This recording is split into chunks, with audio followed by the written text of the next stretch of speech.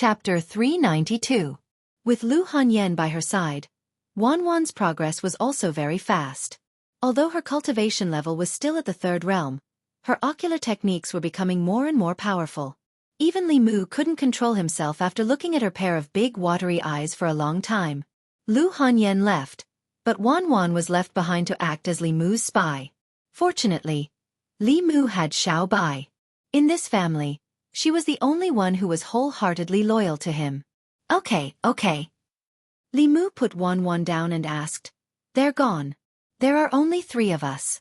What are we eating tonight?" Wanwan became energized at the mention of food. She rubbed her butt as she hugged Li Mu's arm and said, "Let's eat barbecued meat." "No, let's eat hot pot again." "No, barbecued meat again." How about hot pot again?" Wanwan was very conflicted about whether to eat hot pot or barbecued meat.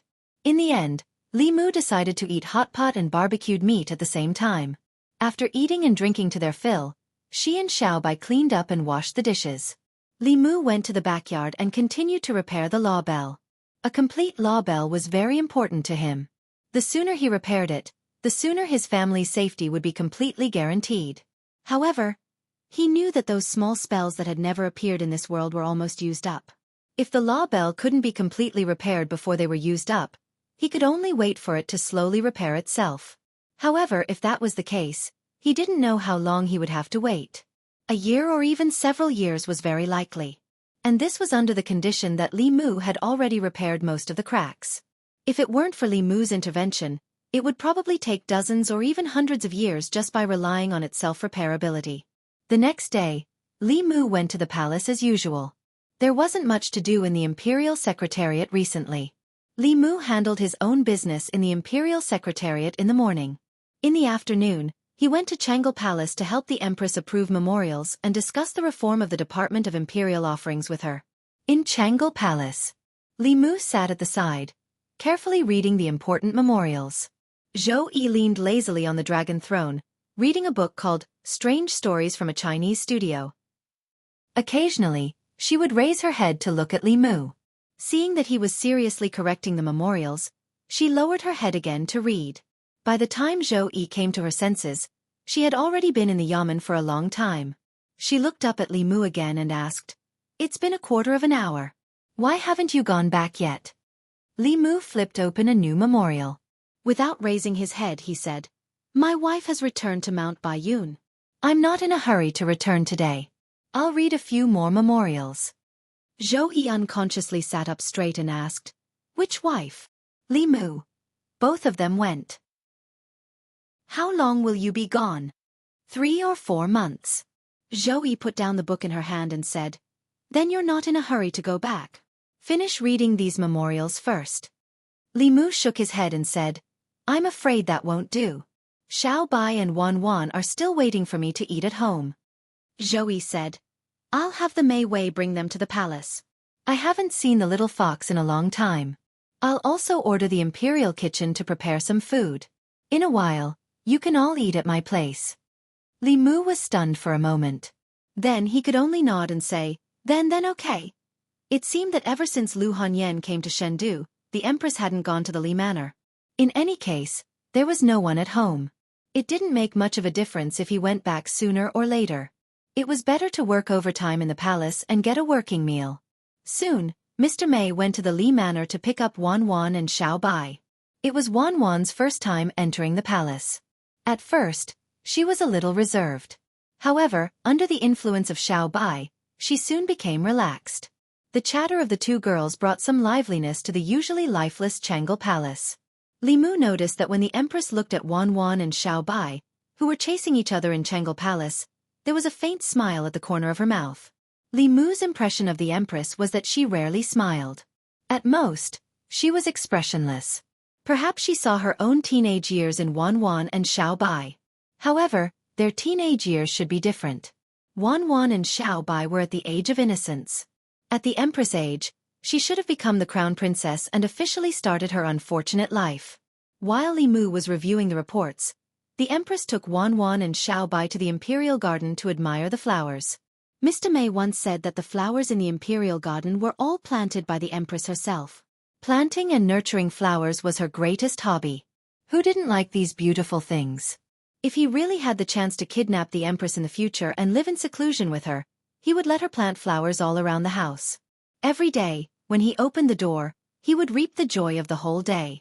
After finishing the last report, Li Mu left Changle Palace and walked towards the Imperial Garden. Although he had been to Changle Palace more than 100 times, his fixed route was from the Secretariat to Changle Palace. He had never been to other places. Fortunately, Li Mu knew the direction of the Imperial Garden. After walking out of Changle Palace, he walked in a direction. After a few hundred steps, Li Mu suddenly sensed something and stopped in his tracks. He turned to look at a palace next to him. His heart was pounding. Suddenly, he had a strong urge to step into this palace. It seemed that there was something in this palace that was attracting him. Li Mu looked up at the top of the palace and saw the words, Ancestral Temple. He subconsciously walked towards the palace, but before he could get close, a loud shout suddenly came from the palace. Get lost! At the same time, a strong aura swept out from the palace and pressed down on Li Mu. Li Mu took a few steps back. His hair fluttered behind him, and his clothes fluttered. However, he also condensed an extremely strong force on his body. The two forces collided and formed a powerful impact. In the sky, several floating clouds suddenly scattered. At the same time Li Mu's telekinesis condensed into force, a dragon's roar came from the palace. Then, a golden light suddenly flew out. It was a golden dragon. After flying out of the palace, it rushed towards Li Mu. The golden dragon was very fast. Li Mu had no time to dodge, nor did he try to. He did not feel any threat from the golden dragon. The golden dragon flew to Li Mu's side and instantly wrapped around his body. In the next moment, Li Mu's expression changed slightly. He felt that the telekinesis he had accumulated was quickly flowing into the golden dragon's body. Li Mu controlled his telekinesis so that it would not be taken away by the golden dragon. He grabbed the golden dragon's body with one hand, wanting to fling it away. However, his hand passed through the golden dragon's body. The dragon was actually an illusory object. It did not have a physical body at all. Seeing that the telekinesis he had painstakingly accumulated was about to be taken away by the dragon, Li Mu made up his mind and used the guiding technique to compete with it. The man and the dragon were evenly matched in the contest for the telekinesis. Neither could do anything to the other.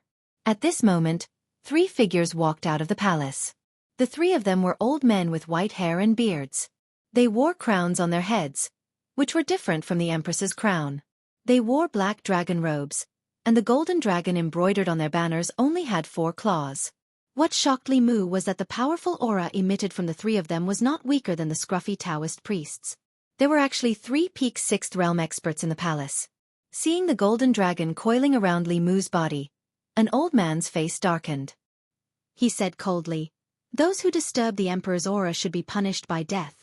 He stretched out a withered finger and pointed at Li Mu from afar. A powerful force of heaven and earth quickly gathered. An illusory finger appeared in front of Li Mu's eyes. A terrifying aura was emitted from the finger. He was about to summon the Dao Bell to defend himself when a figure appeared in front of him. At this moment, the old man's right index finger had already pressed down. Crack! His outstretched finger was directly broken. He ignored his broken finger and looked at the figure in front of Li Mu in shock and anger. He gritted his teeth and said, "What are you doing?" The Empress looked at the 3 of them indifferently and said, "Go back." Then she waved her hand gently. A powerful force swept the 3 old men back. The Empress glanced at the golden dragon again. The golden dragon trembled and quickly scurried back into the palace. It was only now that Li Mu sensed the golden dragon's abnormality. He looked in the direction of the palace and muttered, "Your Majesty, this is," the Empress said, "Emperor's aura." It was not the first time Li Mu had heard the name, Emperor's aura. The Empress had been able to reach 7th realm because she had obtained it. However, he had only heard of Emperor's aura before. Today was the first time he had seen it. It was said that Emperor's aura was born from the telekinesis of the people of the 36 counties. Li Mu did not realize it earlier, but now he realized that the golden dragon itself was formed from telekinesis. However, the telekinesis was too vast and had already given birth to a spirit. The so-called Emperor's aura was the telekinesis spirit. If Li Mu absorbed a few more decades of telekinesis, his body should also give birth to a telekinesis spirit. This damned telekinesis spirit. It already had so much telekinesis, yet it still coveted this little bit from him. Wasn't it too greedy? However, it was the first time Li Mu had seen such a vast amount of telekinesis. If he had enough spiritual jades, he only needed to swallow this telekinesis spirit and probably reach 6th realm immediately. If this telekinesis spirit completely matured, it would not be impossible for him to reach 7th realm immediately. The Empress looked at Li Mu and asked, "Do you want to go in and take a look?" Li Mu paused and nodded slightly. He followed the Empress to the entrance of the palace. 3 old men stood in the palace. The leader said in a low voice, "This is the ancestral temple. Those who are not members of the royal family cannot enter." The Empress looked at them calmly. "I let him in. Do you have any objections?" The old man said, "We are the guardians of the ancestral temple. If you want to let an outsider in, you have to step over our dead bodies first." The Empress looked at Mr. Mei, who was waiting outside the palace, and said, "Mei Wei, arrange for someone to come and collect the body." After saying that, the other 2 old men pulled the old man away, one on the left and one on the right. "Royal brother, forget it. It's not a big deal. Didn't the Zhou family also come in back then? If he wants to see, let him see. It's not like he'll lose anything." Chapter 393. The 3 elders walked to the corner of the hall and sat down cross-legged on the futons. Li Mu followed the Empress into the hall. This hall was bigger than Li Mu had imagined. After walking in, the first thing that caught his eye was a high platform in the innermost part of the hall. On the high platform, there were many memorial tablets. Li Mu glanced at them and saw that the names of the past emperors of the Great Zhou were written on the tablets. The one at the top was the founder of the Great Zhou, the founding emperor of the Great Zhou. The one at the bottom was the former emperor. The former crown prince had his power taken away by the Zhou family before he had officially inherited the throne, so he was not qualified to be listed. Below the high platform were 2 rows of small cauldrons. Li Mu counted. There were 36 cauldrons in total, the same number as the counties of the Great Zhou. Traces of golden light were drawn out of the small cauldrons and gathered in a large cauldron in the center of the hall. The golden dragon was swimming in the cauldron. Although it looked at the Empress with fear in its golden eyes, when it looked at Li Mu, its eyes were full of greed. Li Mu looked at the golden dragon, and some other thoughts arose in his mind. After reaching the 5th level, his cultivation had become very slow, so slow that he could barely feel any progress. If he could swallow this golden dragon, he could immediately reach the 6th level, which was worth at least 20 years of cultivation. Feeling Li Mu's gaze, the greed in the golden dragon's eyes immediately disappeared without a trace. With a whoosh, it dived into the cauldron and did not show its head again. Li Mu looked at the small cauldrons and asked the Empress, "Your Majesty, these cauldrons should correspond to the national temples of the 36 counties, right?" Zhou Yi nodded slightly. Li Mu looked at the small cauldrons and found that the golden light on them varied in intensity, brightness, and darkness. The strongest one was so dazzling that he could not look directly at it. The weakest one was only a thin ray, so dim that it seemed to be about to go out. The small cauldron that shone the brightest was connected to Zhong County where Luoyang was located. In the past year, many changes had happened in Luoyang. The people of Zhong County were united like never before. The further the counties were from the fairies' capital, the dimmer the light from the small cauldron connected to them. Only a few counties were slightly brighter. This meant that there was still a long way to go before he could fully condense the Emperor Qi. The golden dragon quickly flew out of the cauldron and circled around the Empress's head a few times before flying back into the cauldron. Li Mu noticed that all the psychokinesis on the Empress's body had been sucked away by it. As a king who was deeply loved by the people, the Empress's psychic power was no less than Li Mu's. Li Mu was a little angry when he saw this. The psychokinesis on the Empress was something that both Li Mu and her had worked hard for a long time. It was not easy for them to condense it, but it was all for someone else. He felt injustice for the Empress. After visiting the ancestral temple, Li Mu didn't stay here for long and walked out with the Empress. Not long after the two walked out, in the corner of the ancestral temple, 3 elders who were sitting cross-legged on prayer mats with their eyes closed slowly opened their eyes. One of the elders snorted. "Is this still the crown princess? She has changed." She wouldn't be so disrespectful to us in the past. Another elder said, she was set up by the Zhou family to inherit the Emperor Qi and almost died. Sitting in this position, she was already full of resentment. How can her personality not change? The last elder said slowly, that's not important. In the past 6 months, the speed of condensing the Emperor Qi has obviously increased. I'm afraid it will mature again in 20 years. We need to urge them to work hard and cultivate. If they can enter the 6th realm, then they will have full confidence to refine the Emperor Qi. Changle Palace. Li Mu, Wan, Xiao Bai, and the Empress were eating hot pot together. After walking around the ancestral temple with the Empress, Li Mu gained a lot of knowledge. So this was how the Emperor Qi that was related to the inheritance of the Great Zhou came about. It was no wonder that when the people of the 36 counties sent the People's Blood Letter, both the old and new parties chose to give in. If the imperial court completely lost the people's hearts, the state temples in the various counties would not be able to absorb psychokinesis. Naturally, there would be no way to send it to the ancestral temple, which would delay the condensation of the Emperor Qi. The 3 elders in the ancestral temple were members of the Shao royal family. Their status was extremely high, and their seniority was even higher than that of the previous emperor. The 3 of them were all at the peak of the 6th realm. It seemed that the old party's strength was still far stronger than the new party's. What the Zhou family relied on was their blood relationship with the Empress. Li Mu thought of a question and asked, Your Majesty, why don't you absorb the Emperor Qi yourself? Will it allow you to enter the 8th realm? Zhou Yi blew on the tofu and said, No. Li Mu thought and said, But Your Majesty is so young. You can be the emperor for another 100 years. There's no need to pass the throne, Zhou Yi said indifferently, because I don't like it. Li Mu sighed. He only felt that it was unfair for her.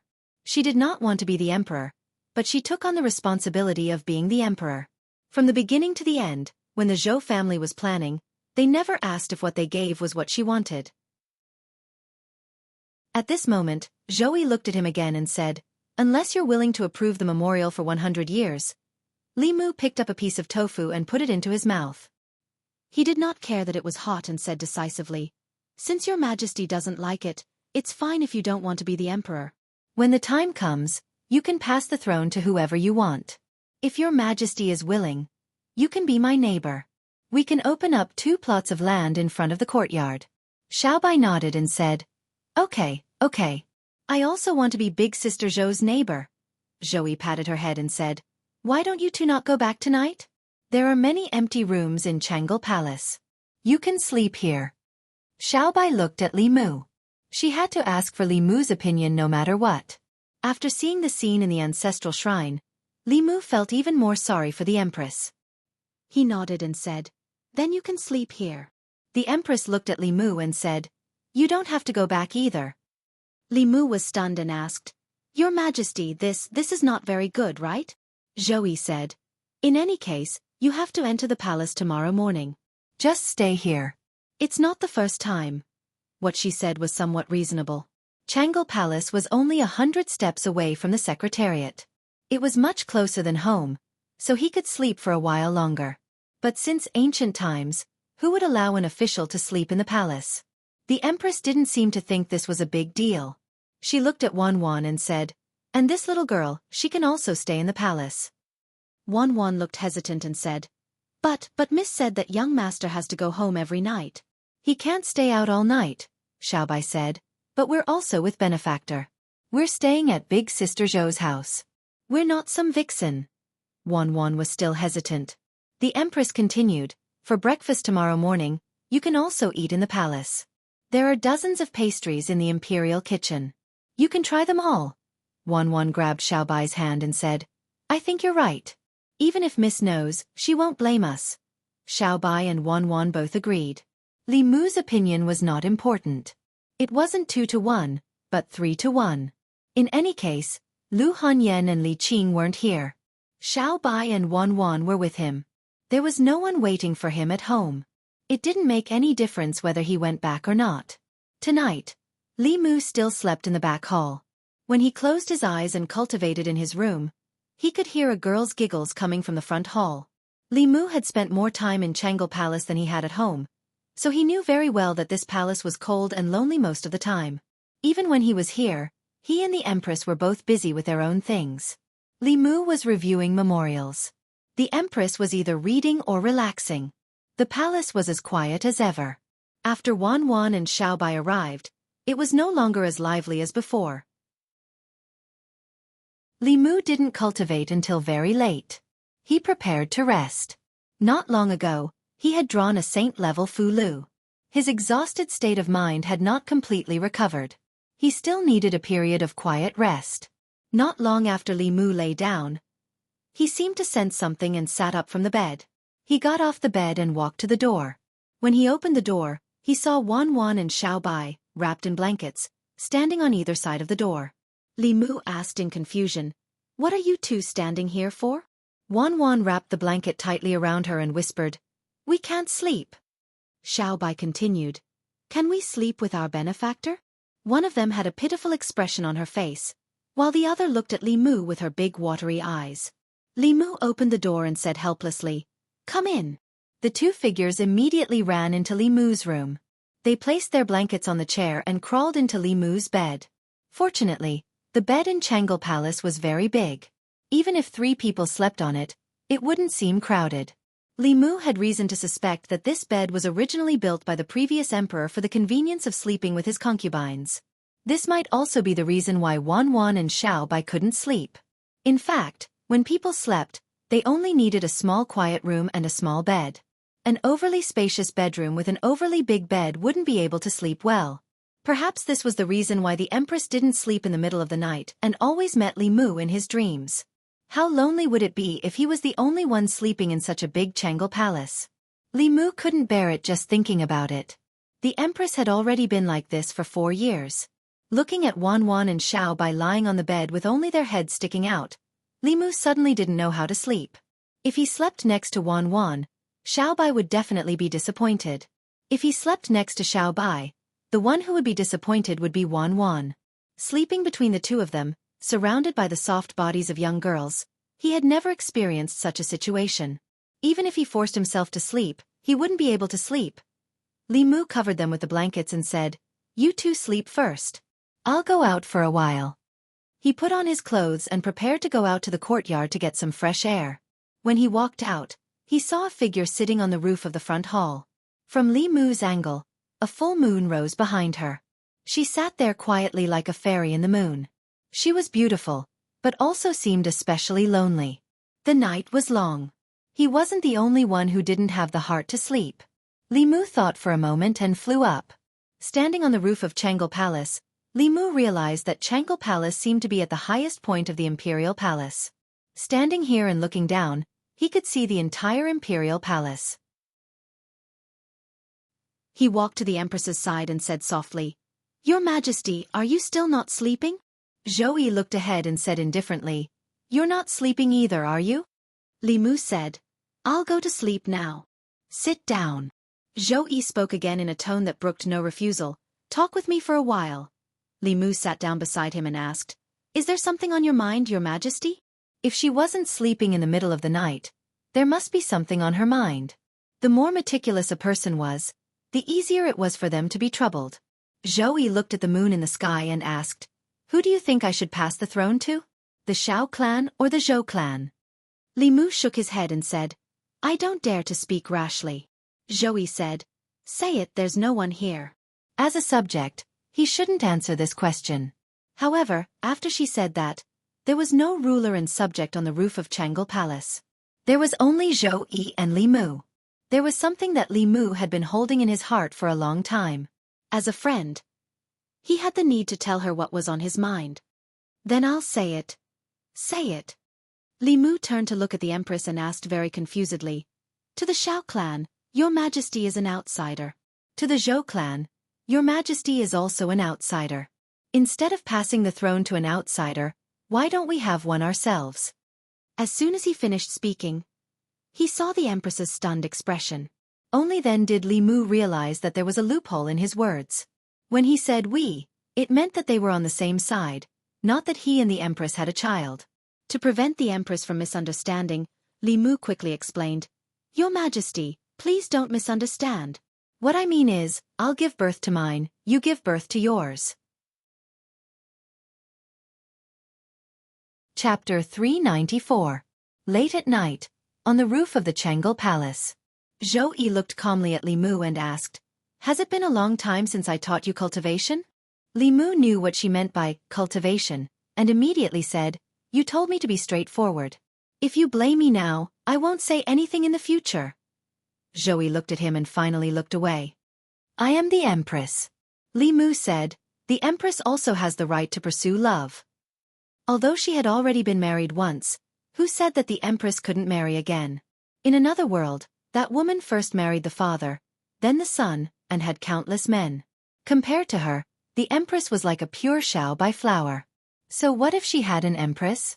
Li Mu said seriously, "Your Majesty is a disgrace to the Xiao family. How could they tolerate the throne being taken by a woman with a different surname?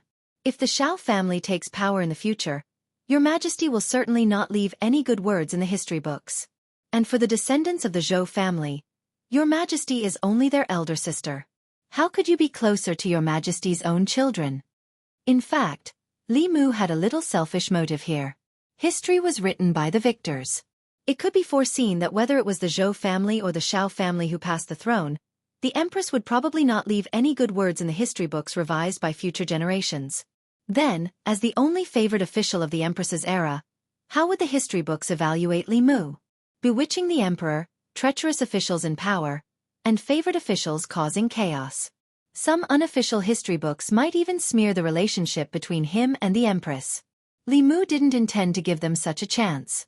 He looked at the Empress and continued, "Moreover, the Zhou family and the Xiao family, for the sake of the throne, formed cliques and pursued selfish interests, regardless of the consequences. It wasn't easy for us to make up for the mistakes of the previous emperor. If Your Majesty passes the throne to them, won't the great Zhou repeat the same mistakes?" Zhou Yi was silent for a while, then stood up and said, "I'm going to sleep." Li Mu said, "Good night, Your Majesty." After Zhou Yi left, Li Mu sat on the roof and watched the moon for a while before returning to his room. Wan Wan and Xiao Bai were still awake. They were giggling under the covers. Li Mu walked to the bed and asked, "Why haven't you slept yet?" Xiao Bai said, "We're waiting for our benefactor to return." After saying that, she and Wan Wan moved outwards and inwards respectively, leaving space in the middle for Li Mu. Li Mu waved his hand and said, "You guys sleep. I'll sleep on the floor." Xiao Bai hugged Li Mu's arm and said, "Then let's sleep on the floor too." Wan Wan also got up from the bed and said, "Young master will sleep on the ground and we will sleep on the bed.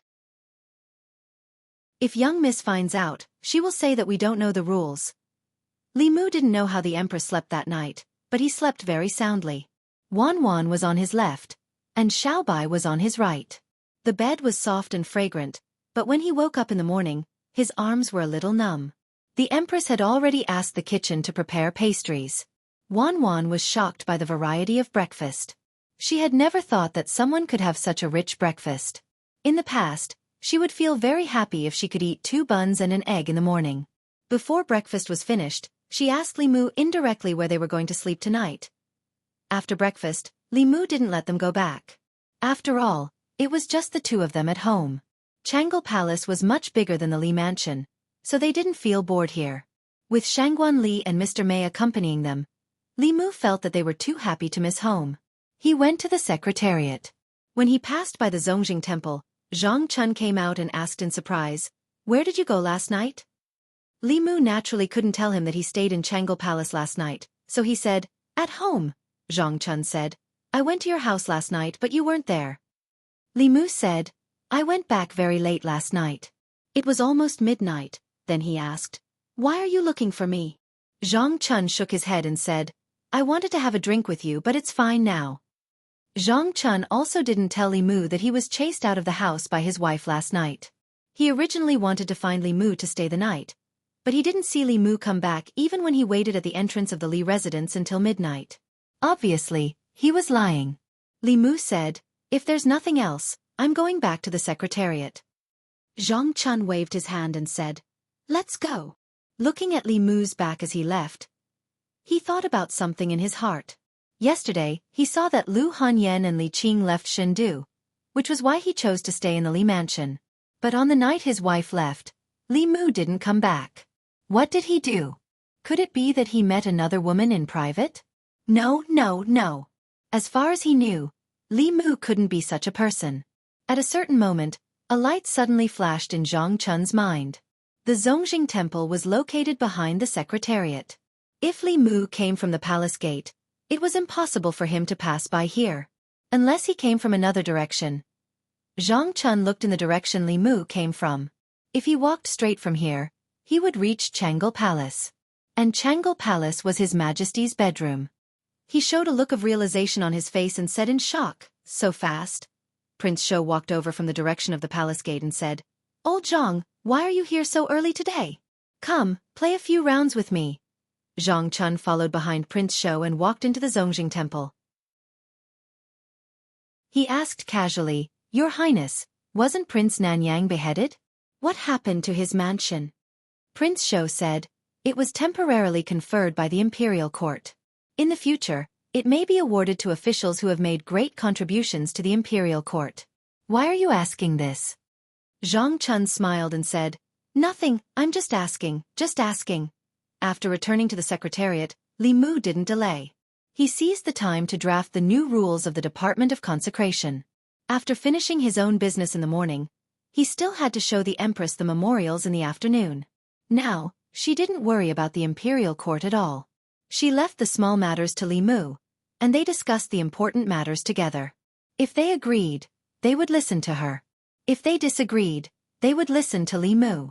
When Li Mu was dealing with the memorials, she was idling on the side. She even wanted Li Mu to write a few more books for her to read. It had to be said that she was already acting like a self-indulgent ruler. And Li Mu himself was about to become a favored official of a dictatorship. After the preliminary draft of the new rules of the Department of Consecration was finished, a familiar figure stepped into Li Mu's duty room.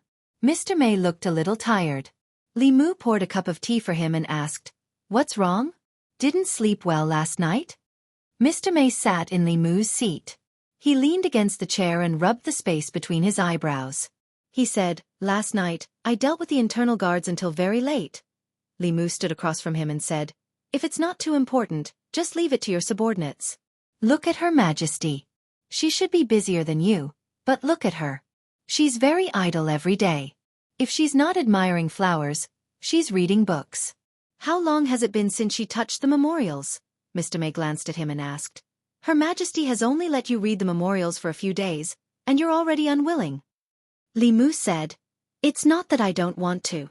Anyway, if I do more, Her Majesty will do less. As long as she's happy, it's fine.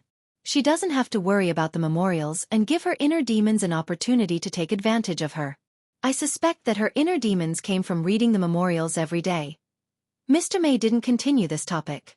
He asked, "Did you say something again that made Her Majesty unhappy?" Li Mu said frankly, "I just said a few words of truth."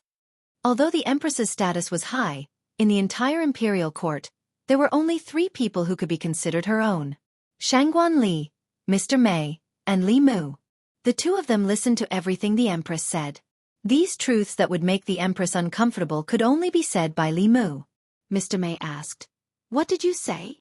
Li Mu honestly told him the conversation last night. Mr. May glanced at him and asked, "Do you think that because Her Majesty favors you so much, you can say anything?" Li Mu said, "I'm also thinking for her sake." Mr. May thought for a moment and said, "You're thinking too simply. Her Majesty is the former crown princess, and also the former empress. If she really did that, what would the world think? All the court officials and the 4 major academies would stop her." Li Mu originally wanted to tell Mr. May that as long as she had absolute power, she could do anything. It was unlikely that she would have 3 palaces and 6 courtyards, because the mainstream view didn't approve of one woman having many husbands, and it would easily lead to criticism.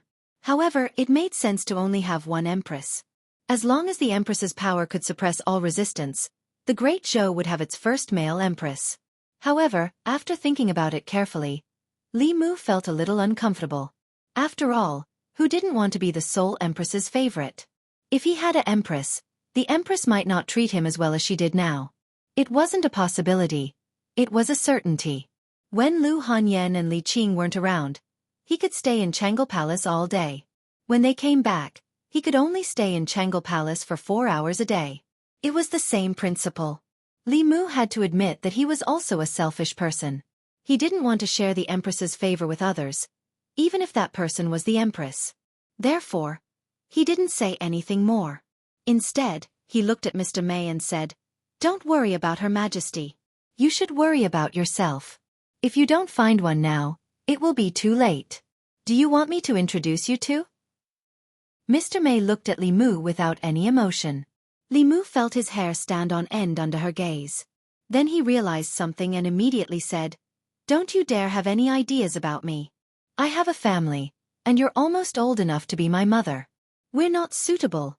In a panic, Li Mu said what was on his mind. Fortunately, Mr. May was magnanimous and didn't get angry. He left after drinking a cup of tea. Wan Wan and Xiao Bai were both in Changle Palace. Li Mu's lunch was also there. In the afternoon, he stayed in Changle Palace to help the Empress deal with the memorials.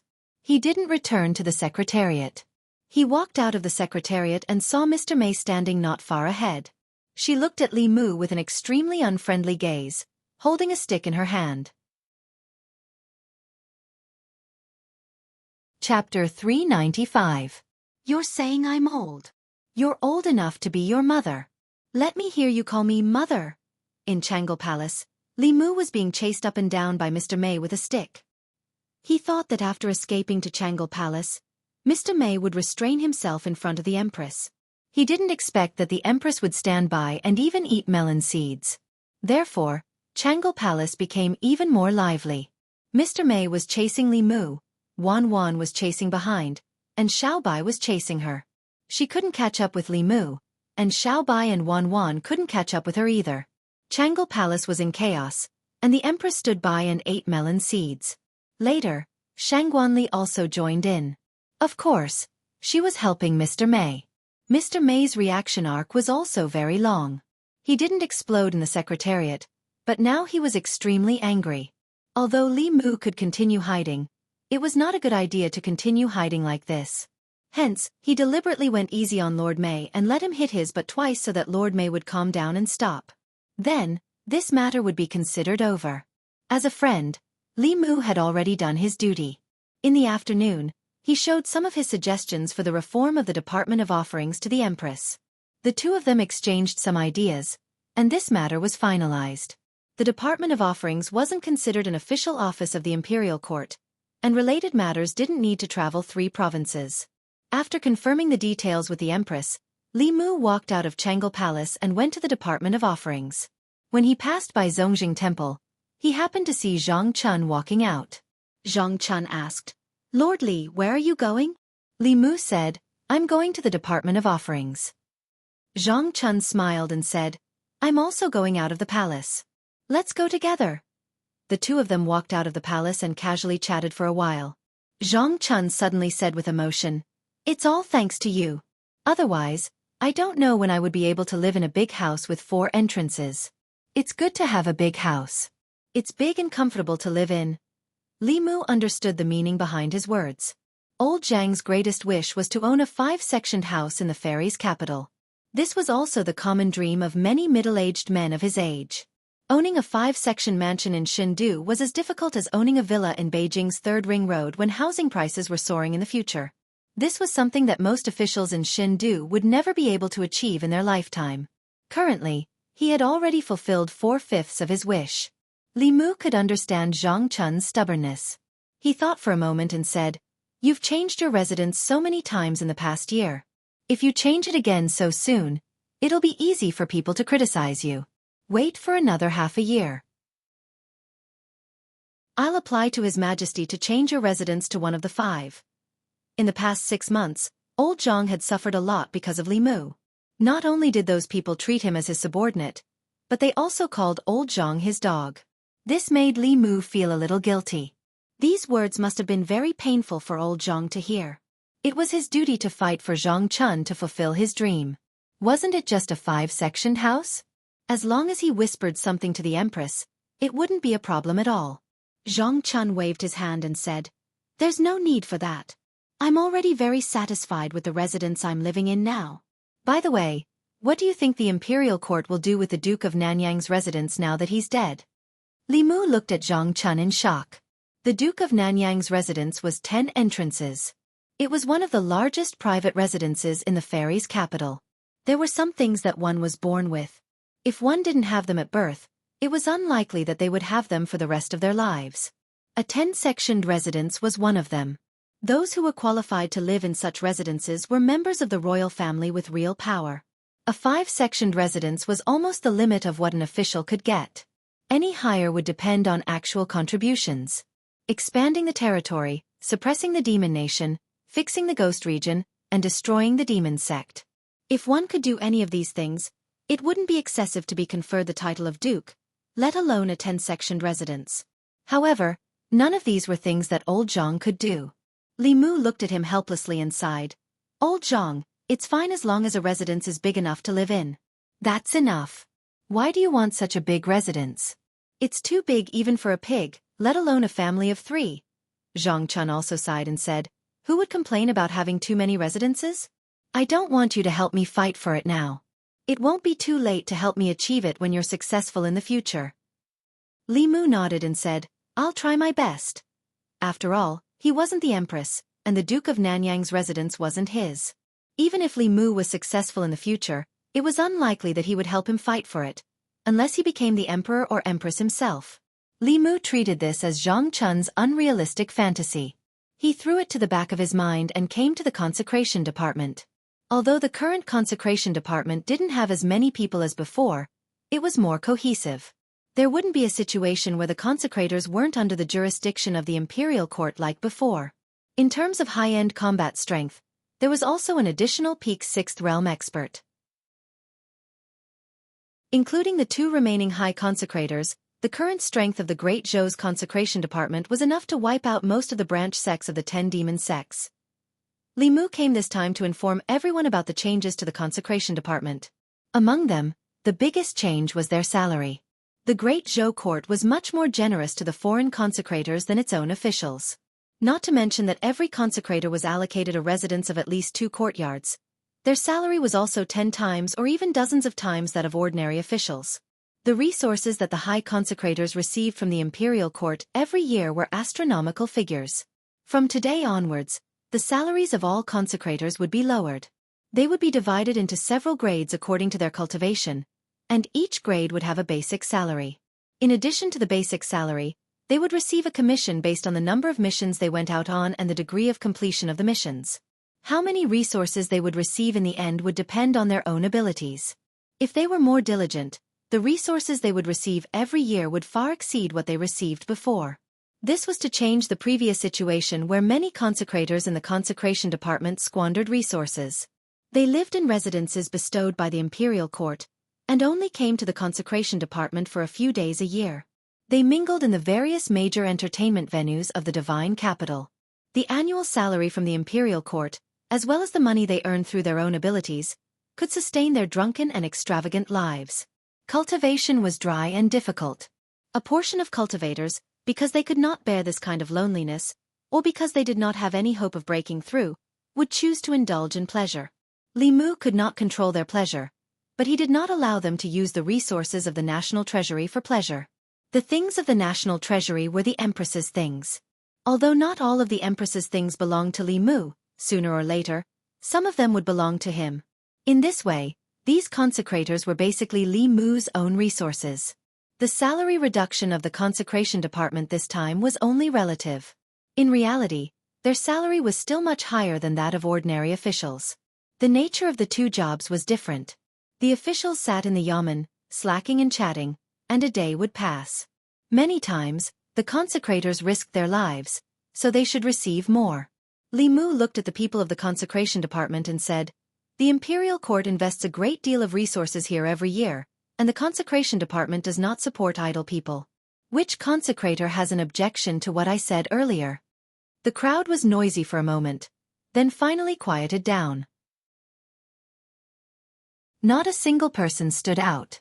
Although the reform this time had indeed reduced the treatment of the consecrators, as long as they were diligent and did not cheat, they would receive more than before. This was equivalent to distributing the resources of those lazy people to those diligent people. The majority of people agreed with this point from the bottom of their hearts. In the past, when they saw those people, because they had made friends with the old party, dawdled in the consecration department, and were able to receive the same amount of cultivation resources as them, or even more than them, they felt somewhat indignant. From now on, this kind of situation would no longer exist. Li Mu swept his gaze over the crowd and asked, "Does no one have any objections?" The consecrators thought to themselves, those who had objections to him had already been driven out of the consecration department. Of those who remained here, who would have any objections? Who would dare to have any objections? After a long time, seeing that no one spoke, Li Mu nodded and said, "Since no one has any objections, then this matter is decided. In the future, if you have any questions, you can communicate with the two great consecrators at any time." In the consecration department, the sloppy Daoist priest was only a mascot, and did not care about the specific affairs of the consecration department. The ones in charge of the consecration department were still the two great consecrators from before. One of them was called Chen Xian, and the other was called Chen Mo. They were a pair of twin brothers, and were not from the Great Zhou. They had been invited by the imperial court to become consecrators for many years when they traveled to the Great Zhou. Although these two were not as strong as the sloppy Daoist priest, they were still rare sixth realm experts. For the sake of those two heavenly secret talismans, Li Mu believed that they would change their usual style. After purging the old party's influence here and reforming the old system, the matter of the consecration department came to an end. What followed would gradually return to the right track, and Li Mu did not need to worry about it. After leaving the consecration department, he returned to Chang'e Palace. He had come to take Wan Wan and Xiao Bai back. For a foreign subject to bring two little girls to live in the Empress's chambers, it was ultimately improper. This time, Xiao Bai did not express anything, but Wan Wan was somewhat reluctant to part with him. The imperial kitchen had gathered all the delicacies of the 36 counties of the Great Zhou, and she had not even tasted 1% or 1,000th of them. To her, leaving here was no different from losing the entire world. In the Chang'e Palace, Zhou Qiong sat on the dragon throne and looked down at Li Mu. He said, "Before your wife comes back, you can live in the palace." Li Mu hesitated. "Your Majesty, this isn't very good, is it?" "What's not good about it?" Zhou Yi said indifferently. "This place is not far from the Secretariat, and it saves you the time of going to and from the Yamen every day. I will let the Imperial Kitchen arrange 3 meals a day, and it will also save you the time of cooking. With this time saved, how many reports can you handle and how many things can you do?" Li Mu stared at her in a daze. Zhou Yi indeed did not have the surname Bai. She was completely the Zhou Bapi of the Great Zhou. Even Zhou Bapi would cry if she heard of her exploitation of Li Mu. At this moment, Zhou Yi continued, "Wan Wan and Xiao Bai should also stay here. When I have time, I can also guide them in their cultivation. A few months' time is enough for Xiao Bai to advance to the five-tailed realm, and Wan Wan will also advance to the fourth realm very soon. At that time, her spirit eyes will be even more powerful." Looking at Wan Wan and Xiao Bai's expectant gazes, Li Mu could not bear to say no in the end. He did not dare to. Because although the Empress looked at him calmly, there was also an unquestionable threat in her calmness. Of course, the reason why Li Mu did not refuse was that he also saw the anticipation in the depths of the Empress's eyes. Although the Empress had everything, she had also lost everything. What she had was power and strength. What she had lost was family, friendship, and all the beautiful emotions in the world. No one would have such feelings for the Empress. Except for the naive Xiao Bai and Wan Wan. Xiao Bai was naive and innocent because she had not seen much of the world. And to Wan Wan, if she was not given good food, the Empress would be the Empress. If she was allowed to eat as much as she wanted in the imperial kitchen, she would be the dearest big sister Zhou. The Empress was too lonely. She needed companionship more than anyone else. The existence of Wan Wan and Xiao Bai brought endless liveliness to this dead Chang'e Palace. This liveliness was exactly what the Empress needed. Zhou Yi looked at Li Mu and asked, "Do you have any objections to what I said?" Li Mu bowed and said, "This subject obeys." Chapter 396. Li Mu really didn't dare to have any objections to what the Empress had said. If he rejected her now, after tonight, he would have to beg the Empress to move into Chang'e Palace the next morning. She looked quite magnanimous, but in reality, she was more petty than anyone else. If she was slightly dissatisfied, Li Mu would just have to wait to meet her in her dreams at night. Besides, She also promised to help Xiao Bai and Wan Wan evolve. This was also something Li Mu couldn't reject. With Wan Wan and Xiao Bai's current cultivation, there was already very little that Li Mu could help them with. However, following the Empress would undoubtedly bring them great benefits. He didn't dare to say that he could help them reach Realm 6, but it wouldn't be a problem to help them reach Realm 5 or Realm 4. Under Mr. May's lead, Wan Wan and Xiao Bai went to the Imperial kitchen to clean out. After all, she was his silly girl. She was so unruly. Li Mu felt a little embarrassed. He explained, when she was young, Wan Wan's hometown was in a famine. When her parents brought her to escape, they left her on the road to save food for her younger brother. She almost starved to death. Later, she was lucky enough to survive, but she ended up with the problem of not being able to eat enough. Wan Wan's illness was psychological, not physical. In the past, Li Mu was worried that her body would have problems eating, but now he didn't have to worry. As long as she liked, she could eat as much as she wanted. Zoe said somewhat angrily, should she be abandoned just because she's a girl? Li Mu couldn't answer her. Many people in Great Zhou still had the goal of continuing the family line as their life goal. The idea of favoring boys over girls was the mainstream in the hearts of the people. Li Mu could say, not everyone likes sons. I prefer daughters. One of the most romantic things for a man is to have a cute daughter, buy her the most beautiful clothes, make her the most fun toys, and spoil her like a little princess. Zoe looked at him and asked, you want your daughter to become a princess? Li Mu was stunned for a moment before he explained, it's just a metaphor. If his daughter was a princess, the Empress would have to give him the position of emperor. Zoe thought about it and said, since you don't like sons so much, give your first son to me. Hey! Li Mu looked at her in a daze, his face full of confusion. Why should I pass the throne to an outsider? The Xiao family is not united with me, and I am no longer a member of the Zhou Yi. Your first son was sent to my side when he was born, and he took my surname. I taught him to cultivate from a young age, and you taught him how to govern the country. I believe that when he grows up, he will definitely be a qualified emperor. Li Mu had thought that the Empress had already exploited him enough. He had not thought that she could go even further. Not only did she have designs on him, but she also had plans for his unborn son's life. Li Mu flatly refused. That won't do. Even if I agree, my wife won't. Zoe said, that might not be the case. Li Mu shook his head and said, even if they agree, I won't. Zoe asked, I want to raise your son as the future emperor. Why won't you agree? Li Mu had no reason to agree. He was the future headmaster of the Fulu school. His son could be considered the second generation of an immortal. His status was not lower than that of the Great Zhou's crown prince. Moreover, in the history of the Great Zhou, none of the emperors had lived long. He knew how tiring it was to review memorials. How could he let his own son suffer like this? He did not answer directly. Instead, he looked at the Empress and said, if your Majesty wants a son, why go through so much trouble? The Empress's eyes narrowed slightly. She looked at him and asked, what did you say? Li Mu looked back at Shangguan Li, who was standing at the door, and said, Commander Shangguan is still young. She is also loyal to your Majesty. She is not an outsider. If your Majesty doesn't want to pass on the Xiao and Zhou families, you can let Commander Shangguan bear a son. Shangguan Li, who was eating melons, glared at Li Mu fiercely. She clasped her hands and said, Your Majesty, I don't like men. No wonder Li Mu always looked at her with anger. She didn't like men, so he couldn't force her. Li Mu said, and Mr. May? Mr. May walked in from outside and asked, What's wrong with me?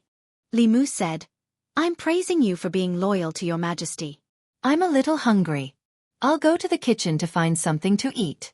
You guys talk. After saying this, he quickly walked out of the Changle Palace.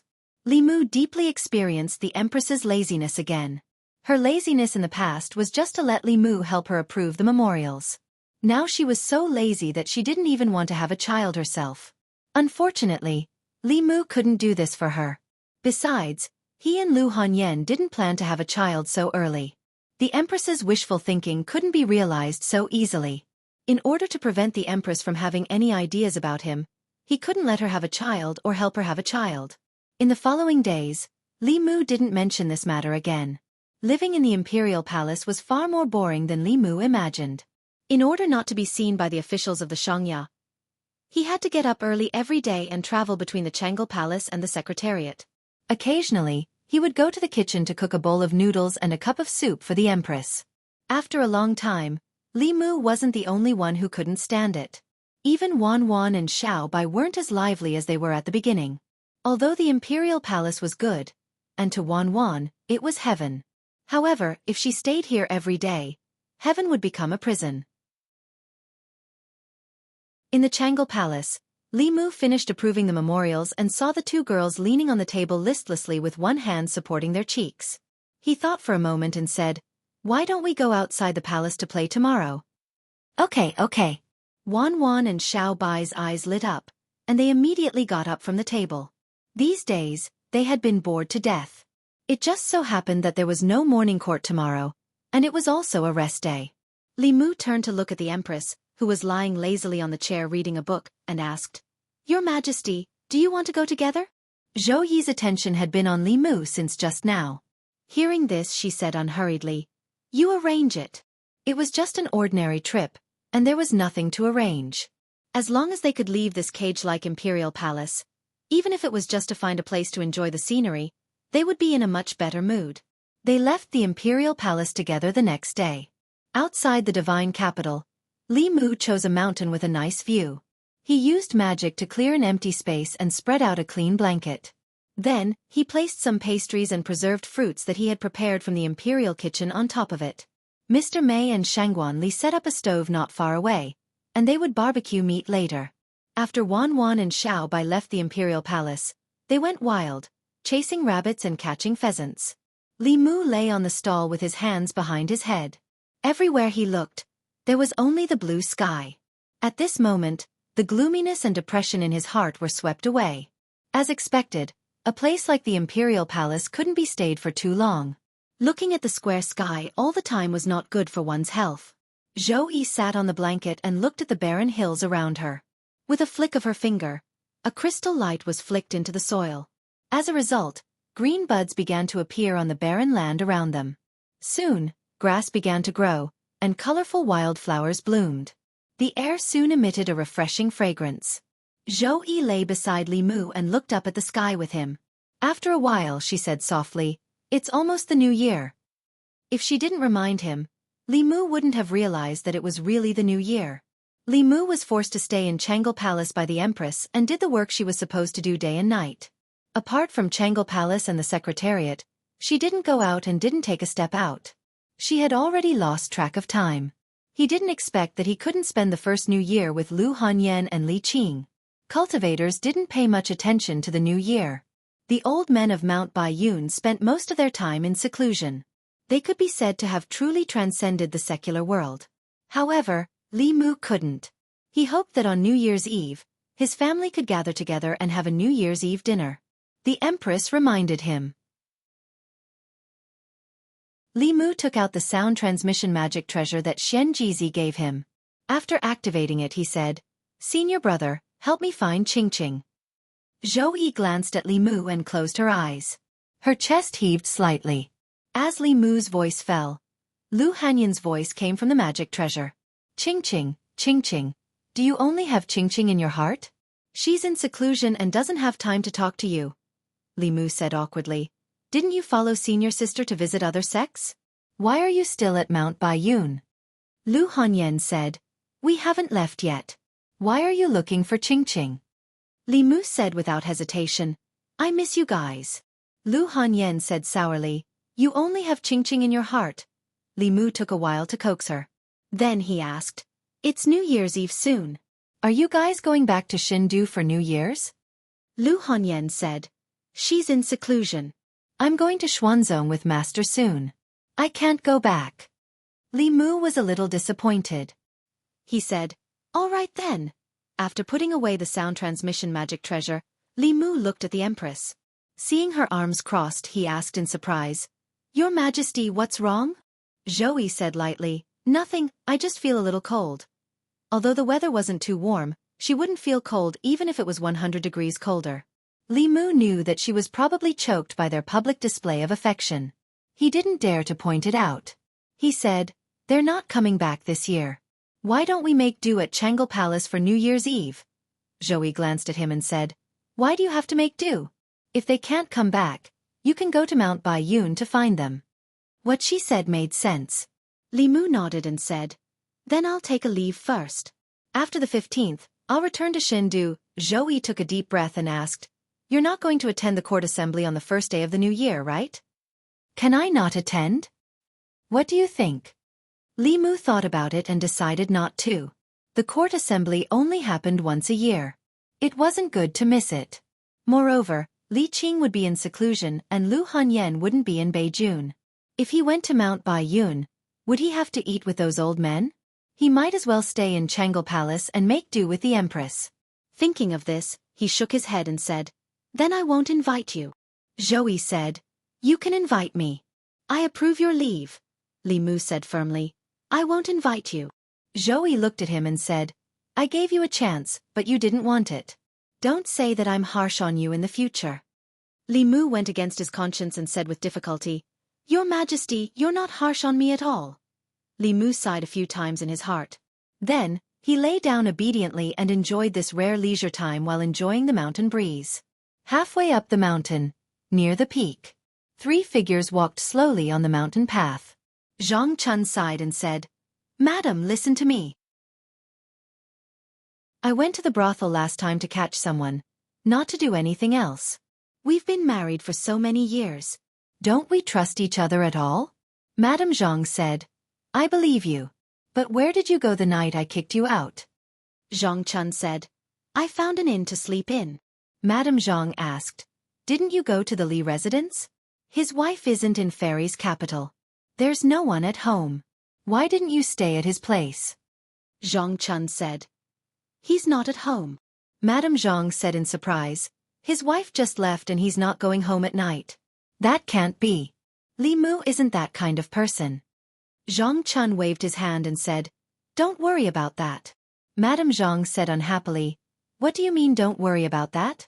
If he's really that kind of person, you should stay away from him. Don't be led astray by him.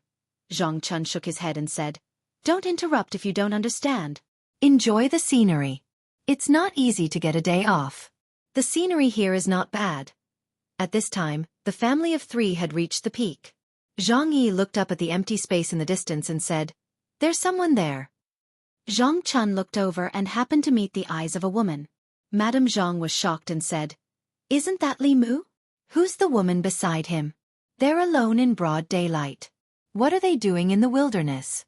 I didn't expect him to really be that kind of... Before Madame Zhang could finish her words, Zhang Chun covered her mouth. After that, he held Madame Zhang in one hand and his daughter in the other and flew down the mountain on a cloud. In the blink of an eye, they disappeared without a trace. Li Mu looked in the direction the Empress was looking and asked, Your Majesty, what's wrong? The Empress retracted her gaze and said, Nothing. A few deer ran past just now. Speaking of deer, Li Mu remembered that he brought half a deer leg from the imperial kitchen today. He put it in the space of the flask heaven and marinated it with honey. He stood up and said, Your Majesty, rest for a while. I'll go prepare the barbecue. He walked to a place not far away and took out the deer leg and some barbecue that he had prepared. He put them on the grill and put charcoal under it. Barbecue with charcoal was much better than barbecue with magic power. At the same time, on the main peak of Mount Baiyun, Li Qing looked at Lu Hanyan beside her and said helplessly, Why don't you tell him? Lu Hanyan snorted and said, Who knows what he's been doing after we left the divine capital? This time, we'll sneak back and catch him by surprise. If he's obedient, it'll be a surprise. If he's not obedient, humph? She looked at Li Qing and said, I know you care about him, but you can't tell him in advance. We have to stand on the same side. Otherwise, if there really is a 5th or 6th person in the future, it'll be too late for you to cry. Li Qing nodded and said, I'll listen to you. Outside the divine capital, on the top of a barren mountain with beautiful scenery, Zhou Yi took a small piece of deer meat that Li Mu cut with a knife and said, Left Assistant Minister Zhang Chun of the Ministry of Personnel. He's already a 4th-rank official. Go back and check if there are any empty 5th-rank residences in the imperial court. Give them to him. Li Mu had planned to find an opportunity to help old Zhang next year. Since the Empress mentioned it, He could arrange it for him now. He nodded and said, "Yes, Your Majesty." North Court. When Li Mu handed the title deed of a certain fifth-rank residence to Zhang Chun, he was not as happy as Li Mu imagined, but he still patted him on the shoulder and said, "Thank you, brother." Li Mu shook his head and said, "No need to thank me. This time, the Empress rewarded you on her own initiative." Zhang Chun said, "It's all the same, all the same." Li Mu looked behind Zhang Chun and saw Madame Zhang giving him a strange look. Then she turned and walked into the room. Li Mu looked away and asked in confusion, "What's wrong with Madame Zhang? Did I offend her in any way?" Zhang Chun waved his hand and said, "Ignore her. It's just a woman's opinion." He took the title deed, patted his chest, and said, "Don't worry, I know what I'm doing. I'll say what I should say, and I won't say anything that I shouldn't say." Li Mu looked at him in confusion and asked, "What are you talking about?" Zhang Chun looked at Li Mu and was stunned for a moment. Then he also looked confused and said, "Yes, what am I talking about? I don't know anything. I didn't see anything." Haha. Li Mu felt that old Zhang was strange today, but he couldn't tell what. He walked through the streets, and there were still countless people greeting him warmly. "Lord Li, long time no see. Did you leave the divine capital a while ago?" "Yes, I haven't seen Lord Li for at least half a month." "Did Lord Li go out on business?" Li Mu smiled at the people and nodded, "Yes, I went out for more than half a month." Since the last picnic, Li Mu would take Wan Wan and Xiaobai out of the palace every few days. Under his invitation, the Empress reluctantly agreed. After changing her appearance, she went shopping with them, ate at the roadside stalls, and bought some cheap jewelry that cost a few coins. When she agreed, she was more reluctant than anyone else, but when it came to shopping, she was more excited than anyone else. The things she bought alone were more than Wan Wan and Xiaobai combined. Although most of them were useless, she still enjoyed it and never got tired of it. A few days before the new year, the divine capital was bustling and joyous. On New Year's Eve, Li Mu opened the door and a cold breeze hit him in the face. He looked up at the sky. The sky was gray, and snowflakes were floating in the air. Although the divine capital wasn't in the south, it rarely snowed in the winter. The snowflakes fell on the ground and quickly melted. "It's snowing." Wan Wan and Xiaobai ran out of the room barefooted. They stood in the courtyard and opened their arms to embrace the snowflakes. Li Mu slapped their butts and said, "Go back and put on your clothes and shoes before coming out." Wan Wan and Xiaobai loved snow. They wanted to build a few snowmen to play with. Unfortunately, the snow in the divine capital wasn't heavy. It melted as soon as it touched the ground. Li Mu tried to use his magic. Although the snowflakes in front of the palace were heavier, it was still far from enough. The Empress walked out of the Changle Palace. She looked at Wan Wan and Xiaobai who were waving at the sky in anticipation. Her hands formed a few seals, and a white light flew out from her hand and went straight to the clouds. The snowflakes suddenly became heavier and fell down. Soon, a layer of snow accumulated on the ground. Outside the palace, the people of the divine capital also walked out of their houses. They looked at the snowflakes in the sky with satisfaction. It's been a long time since the divine capital snowed so heavily. Next year will be a good year. Ever since Her Majesty ascended the throne, the lives of the people have been getting better and better. In front of the Changle Palace, Xiaobai and Wan Wan had already built a few snowmen. Although they were called snowmen, they were more like snow sculptures. The snowmen they built didn't have round heads and big bodies. Instead, they were as tall as a person and looked very lifelike. Xiaobai was carrying a little fox in her arms. Wan Wan was carrying 2 buns on her head. The taller figure beside her was Li Mu. Beside Li Mu was the Empress, who was wearing an imperial robe and an imperial crown. The 4 snowmen stood in front of the palace like pieces of art. Not only did they have the same figure and appearance as the others, but even their auras were similar. Wan Wan looked at her masterpiece with satisfaction. Then she scratched her head and said, "I think I forgot something." Soon she remembered. She slapped her head and said, "I forgot about Miss and Sister Qing." Soon, Lu Hanyan and Li Qing's snow sculptures also appeared in the square.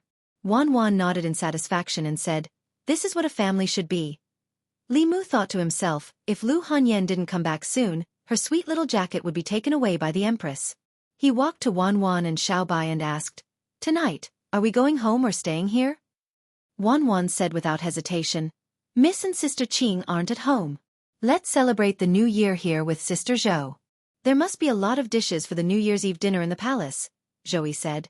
There are more than 100 delicious dishes for the New Year's Eve dinner in the palace. Wan tugged at Li Mu's sleeve and whispered, Young master. Li Mu rubbed her head and said, Then let's stay here. On New Year's Eve, the Empress dismissed all the guards on duty. Even Mr. Mei and Shangguan Li were driven home by her. There were only 4 people left in Changle Palace. In addition to the New Year's Eve dinner prepared by the Imperial Kitchen, the 4 of them also made dumplings together. From the skin to the filling of the dumplings, they prepared everything bit by bit. In Changle Palace, the dishes were all served. The 4 of them stood in front of the table and raised their wine glasses at the same time. At the same time. North Court. Li Mansion. On New Year's Eve, Lu Hanyan and Li Qing, who had rushed back to Shendu, stood in the courtyard with confusion on their faces. Lu Hanyan scanned the entire Li Mansion with her mind. She didn't find Li Mu, Wan, or Xiao Bai. She frowned slightly and asked in confusion, Where are they? On New Year's Eve, they wanted to give Li Mu a surprise. But they were the ones who were surprised. On New Year's Eve, when families reunited, where did Li Mu, Wan, and Xiao Bai go? Lu Hanyan took out a sound-transmitting magic treasure. After activating it, she said in a bad mood, Where are you? In Changle Palace, Li Mu heard the voice from the sound-transmitting magic treasure in his hand and said in surprise, You're at home. Chapter 397. Zhou put down her wine cup and asked Li Mu calmly, Is your wife back? Li Mu nodded and said, They're at home now. Zhou said calmly, Then let's go back. As soon as she said this, the scenery before Li Mu, Xiao Bai, and Wan changed. When they appeared again, they were already in the courtyard of the Li residence. Lu Hanyan looked at the 3 people who suddenly appeared and asked, What's the matter with you guys? Li Mu said awkwardly, We were in the palace just now. Lu Hanyan frowned and asked, What were you doing in the palace on New Year's Eve? Li Mu explained, Didn't you say that you guys weren't coming back? Only Wan, Xiao Bai, and I were left at home? Only Her Majesty was in the palace. We thought that we could have dinner together tonight and have each other's company? Lu Hanyan looked at Wan and Xiao Bai and asked, Is that so? Xiao Bai and Wan nodded repeatedly. Lu Hanyan walked to the stone table in the courtyard and reached out her finger to gently wipe it. Looking at the dust on her hand, she asked Li Mu, You guys have been eating this meal for at least half a month, right? Li Mu said, Let me explain first. If the imperial court was a company and the empress was the boss, Li Mu would be the employee that the boss valued the most. As a boss who cared about her employees, she understood that Li Mu had to travel a long way to and from work, so she let him stay near the company in her own villa. Wasn't this normal? On New Year's Eve, his wife was at home. The boss was touched that he had worked overtime day and night, so it wasn't too much to treat him to a New Year's Eve dinner, right? Lu Hanyan looked at Li Mu and asked, So, for the past half a month, the 3 of you have been living in the palace? Li Mu nodded. Lu Hanyan didn't make trouble for Li Mu, but Wan was called to her room. Li Mu didn't dare to follow her. He glanced at Li Qing, and Li Qing gave him a helpless look. Obviously, she was now on the same side as Lu Hanyan. Inside the room, Lu Hanyan tapped Wan's forehead and said, What did I tell you before I left?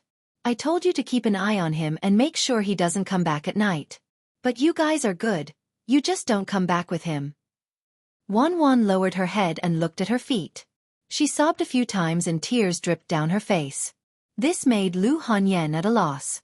She said in a panic, Why are you crying? I haven't said anything yet. Wan wiped her tears and said in a muffled voice, There were so many dishes.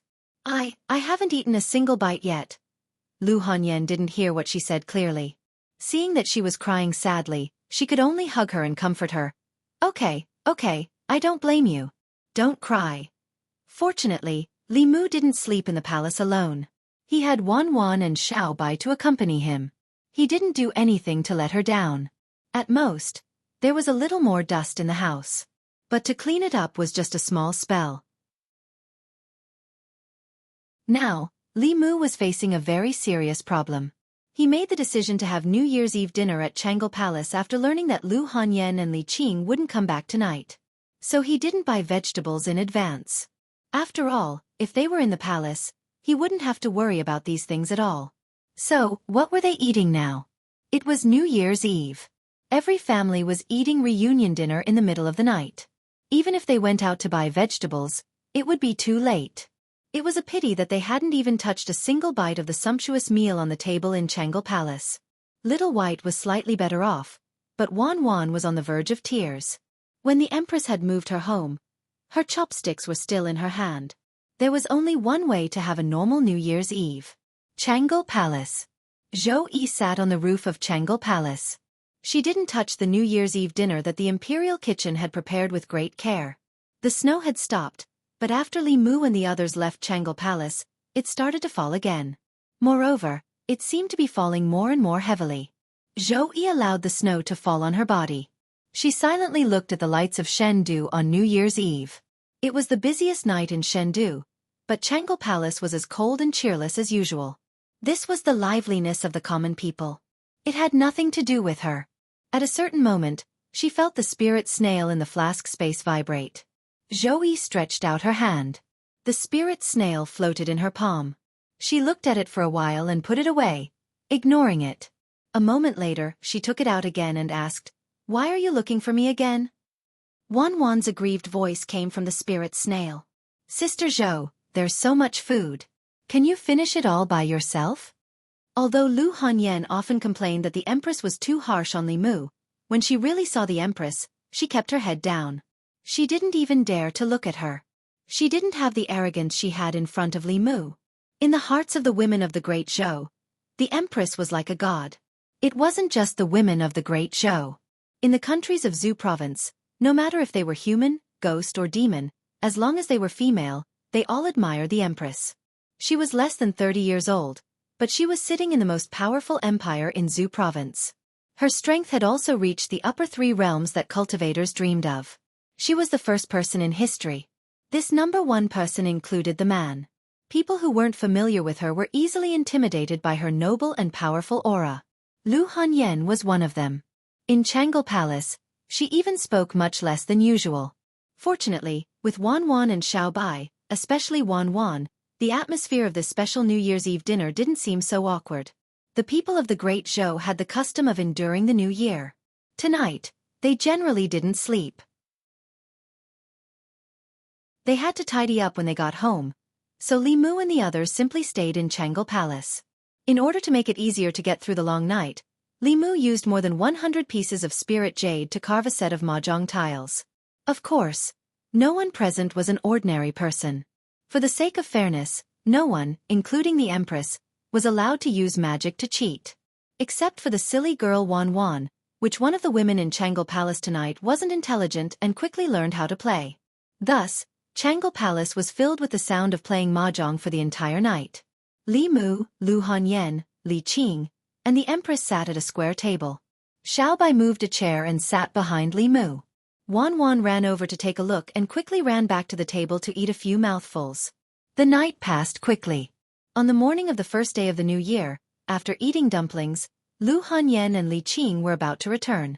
This time, their return to Chengdu was a last-minute decision. Yu Zhenzi was still waiting for Lu Hanyan at Mount Baiyun. Li Qing also had to go back to continue her seclusion and strive to break through to the 5th realm as soon as possible.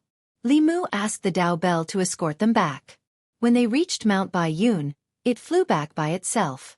On the morning of the first day of the new year, Li Mu and the Empress didn't idle around.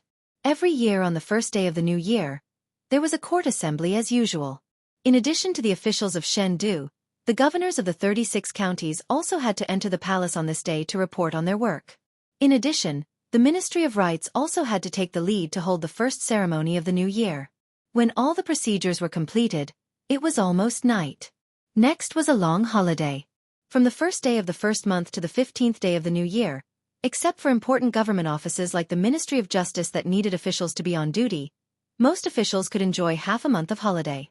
Li Mu originally planned to take advantage of this holiday to return to Mount Baiyun. However, Li Qing was in seclusion, and Lu Hanyan was about to travel with Yu Zhenzi. After he returned to Mount Baiyun, there was a high possibility that he would be treated as a heartless talisman drawing machine by those old guys. After careful consideration, Li Mu dispelled this idea. Instead of being squeezed dry by those old guys, he would rather stay in Chengdu and be squeezed dry by the Empress. However, the Empress hadn't squeezed him dry recently. The government offices weren't open, and there were no reports to read. Li Mu's daily life was nothing more than playing mahjong, cultivating, and repairing the Dao bell. The cracks on the Dao bell were almost invisible to the naked eye, but if the bell grew larger, the cracks would still be very obvious. At present, Li Mu could use it as an offensive Dharma artifact, and it could also protect Li Mu. If he wanted to restore it to its original state and have the power to protect a mountain gate, he would have to wait for it to be completely repaired. However, Li Mu didn't have any new Dharma arts in his mind. Without Dharma arts that hadn't appeared in this world, he wouldn't be able to obtain the origin energy of heaven and earth.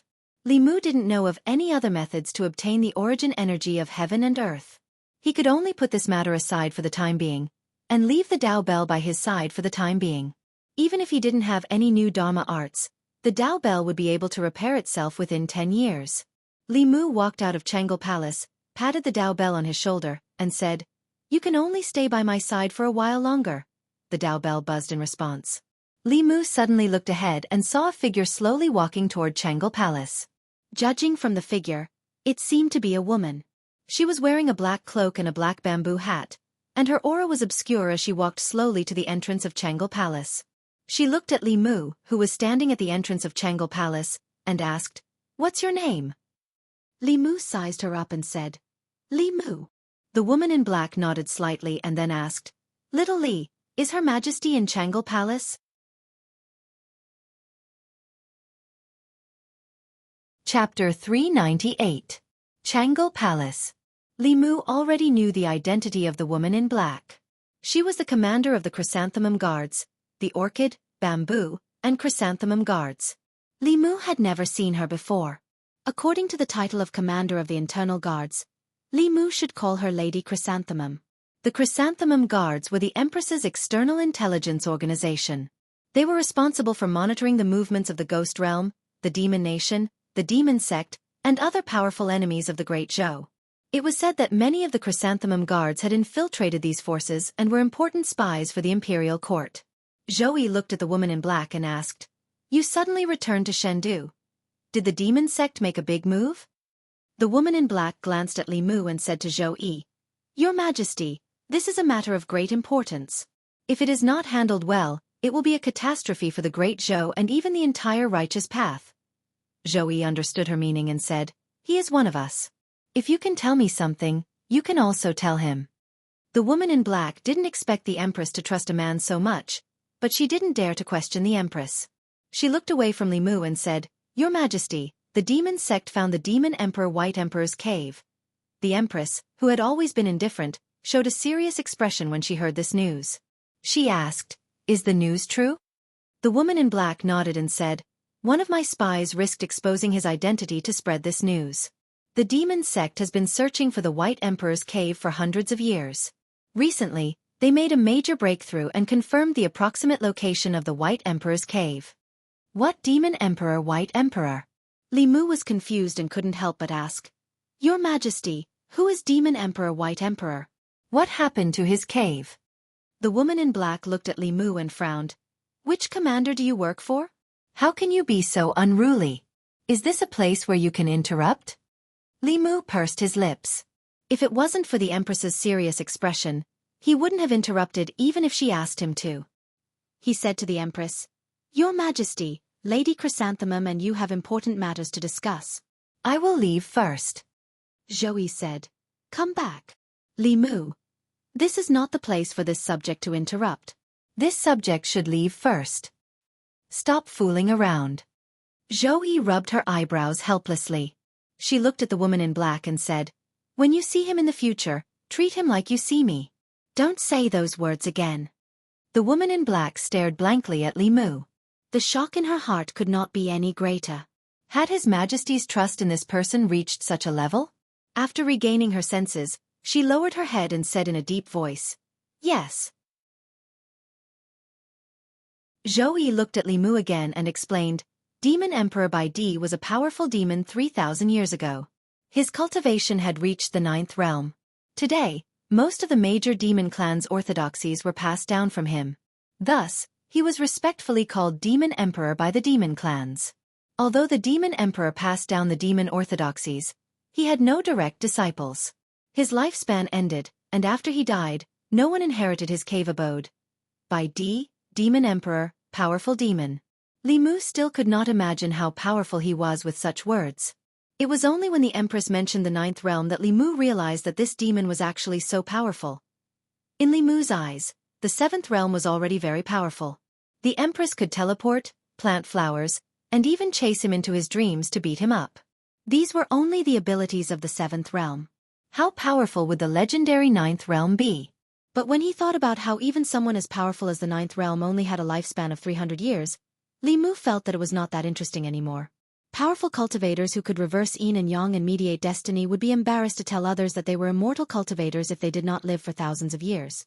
They had painstakingly cultivated to the 9th realm, but they had only lived less than 200 years longer than normal people. Moreover, the 300 years of their lives had been spent in boring cultivation. What was the point of cultivating here and there? The Empress continued, It is said that in the Demon Emperor by D's cave abode, there are many magic treasures and spirit herbs, Li Mu said in surprise. No matter how good the quality of those magic treasures and spirit herbs are, after 3,000 years, they will lose all their spiritual chi and become ordinary objects, right? The Empress nodded and said, The magic treasures will be damaged, and the spirit herbs will lose their effectiveness. But even after 3,000 years, the Tao page will not change at all. Li Mu was shocked and said, There is a Tao page in the Demon Emperor by D's cave abode? The Empress said, This was not a secret at the time. It was because he comprehended part of the Tao page that he was able to pass down the teachings of the demon race. Later people guessed that the Tao page he had recorded the cultivation methods of the demon race in the world. In the current cultivation world, if there was any treasure that was the most precious, it would undoubtedly be the Tao page. Obtaining a Tao page would allow one to establish a sect and pass down their teachings. The 6 sects of Taoism and the various sects of the demon path all inherited their teachings from the Tao page. Over the past 10,000 years, even though the factions had been improving and innovating on the basis of the Tao pages and had made great progress, they had to admit that the cultivation world had only developed for a short period of time. It was still a long way from reaching the peak of the previous era. The scene Li Mu saw from the Fulu School's Tao page had already proved this point. The cultivation of this era was temporarily behind the previous era. The Tao page was at least an item from the previous era. In other words, obtaining the Tao page would allow one to obtain an even more powerful inheritance. He finally understood why Lady Ju and the Empress were so nervous. If this Tao page was obtained by the righteous path, it would be fine. But if it was obtained by the demon path's demon sect, it would be disastrous. The demon path's demon sect was different from ordinary demons. Among the demons, there were good and kind demons like Xiao Bai, Bai Yin Xin, and Bai Ting Xin. But there were also evil demons that fed on the essence and blood of humans. The demon path's demon sect was established by these fallen demons. If the demon path's demon sect obtained this Tao page and comprehended an even more powerful demon art from it, it would be a huge blow to the Great Zhou and the righteous path. The demon race originally had an innate advantage. If they obtained a more complete and higher-level cultivation method, they might be able to create a force that was not weaker than the 6 sects of Taoism within a few years. The black-clothed woman said solemnly, Your Majesty, we must prevent the demon sect from obtaining the Tao page. Otherwise it will lead to a disaster. Zhou Yi nodded and said, I understand. This Tao page must not fall into the hands of the demon path. Li Mu thought for a moment and said, Your Majesty, why don't we let the 3 consecrators of the consecration department go? With their strength, it won't be a problem for them to sweep through the demon path's demon sect and obtain the Tao page. Zhou Yi shook his head and said, They won't be able to enter Demon Emperor White Emperor's cave abode. Li Mu was puzzled. Why? Zhou Yi explained, The reason why his cave abode has not been discovered for so many years is because this cave abode is a flask space that he created himself. An ownerless flask space is unstable. If cultivators above the 6th realm enter, the cave abode will immediately collapse. All living beings in the cave abode will be wiped out by the power of space. Li Mu was stunned. In other words, Cultivators above the 6th realm could not enter White Emperor's cave abode at all? Without 6th realm cultivators, what was there to be afraid of? Li Mu looked at the Empress confidently and said, "Don't worry, Your Majesty. I will definitely bring that Dao page back." The woman in black looked at the Empress and said in shock, "Your Majesty." The Empress nodded and said, "Let one of the high consecrators accompany you. If anything happens, he can take care of you." The woman in black was confused. 6th realm cultivators could not enter White Emperor's cave abode. In order to prevent the Dao page from falling into the hands of the demon path, shouldn't the imperial court send all the high consecrators below the 6th realm? Hearing Her Majesty's words, it seemed like she planned to let this person go alone. She had been undercover in the Yao nation for a year. After returning to the divine capital, she realized that her thoughts could not keep up with Her Majesty's. No, she had to ask Shangguanli what was going on. Not long after, at the entrance of Changle Palace, Shangguanli nodded and said, "If he goes personally, you don't have to worry." The woman in black scratched her head and said in disbelief, "Who is he? Why do you and Her Majesty trust him so much?" In Changle Palace, Li Mu was still thinking. For a moment, he wanted to go to White Emperor's cave abode alone and take back that Dao page. However, after thinking about it carefully, that was still a bit reckless.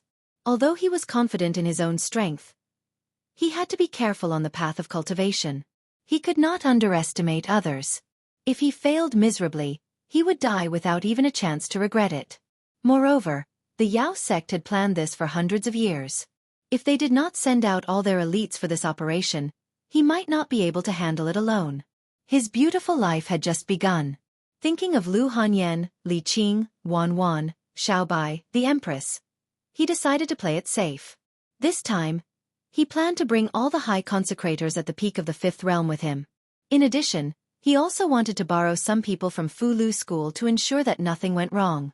Li Mu took out a sound transmission talisman.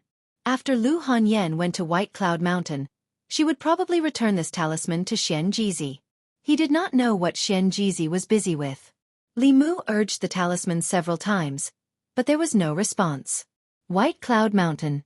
Main Peak Daoist Palace. 6 tall white jade chairs floated in the void. Fu Lu School's headmaster, Xian Jizi, sat in the main seat.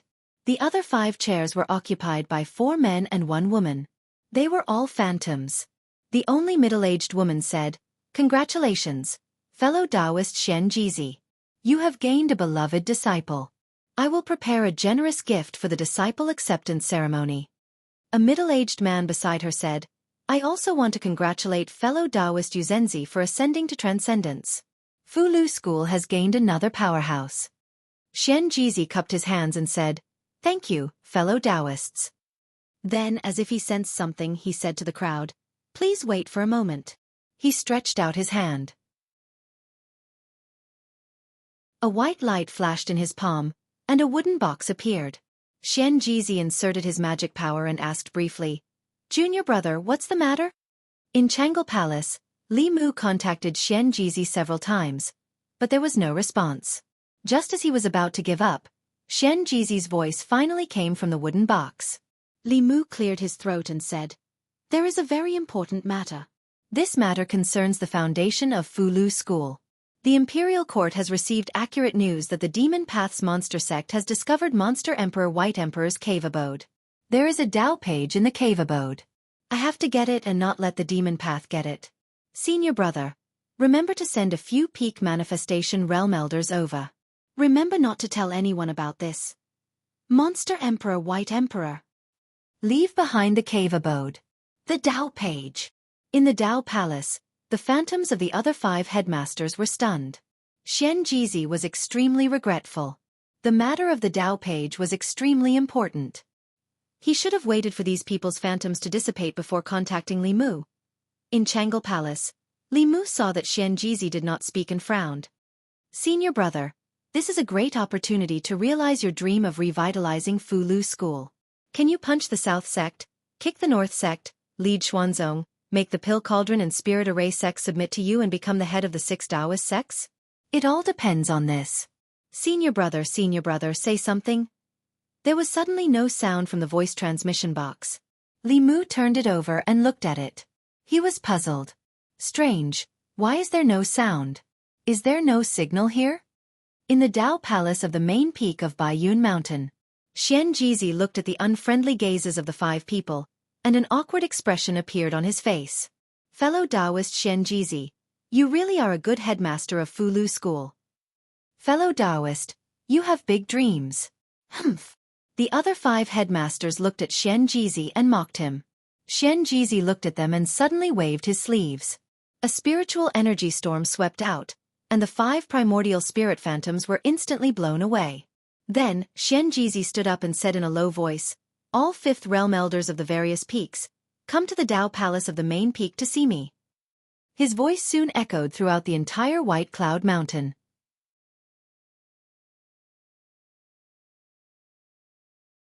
Chapter 399. The sect master urgently summoned all the 5th realm elders. This was the first time such a thing had happened on Baiyun Mountain.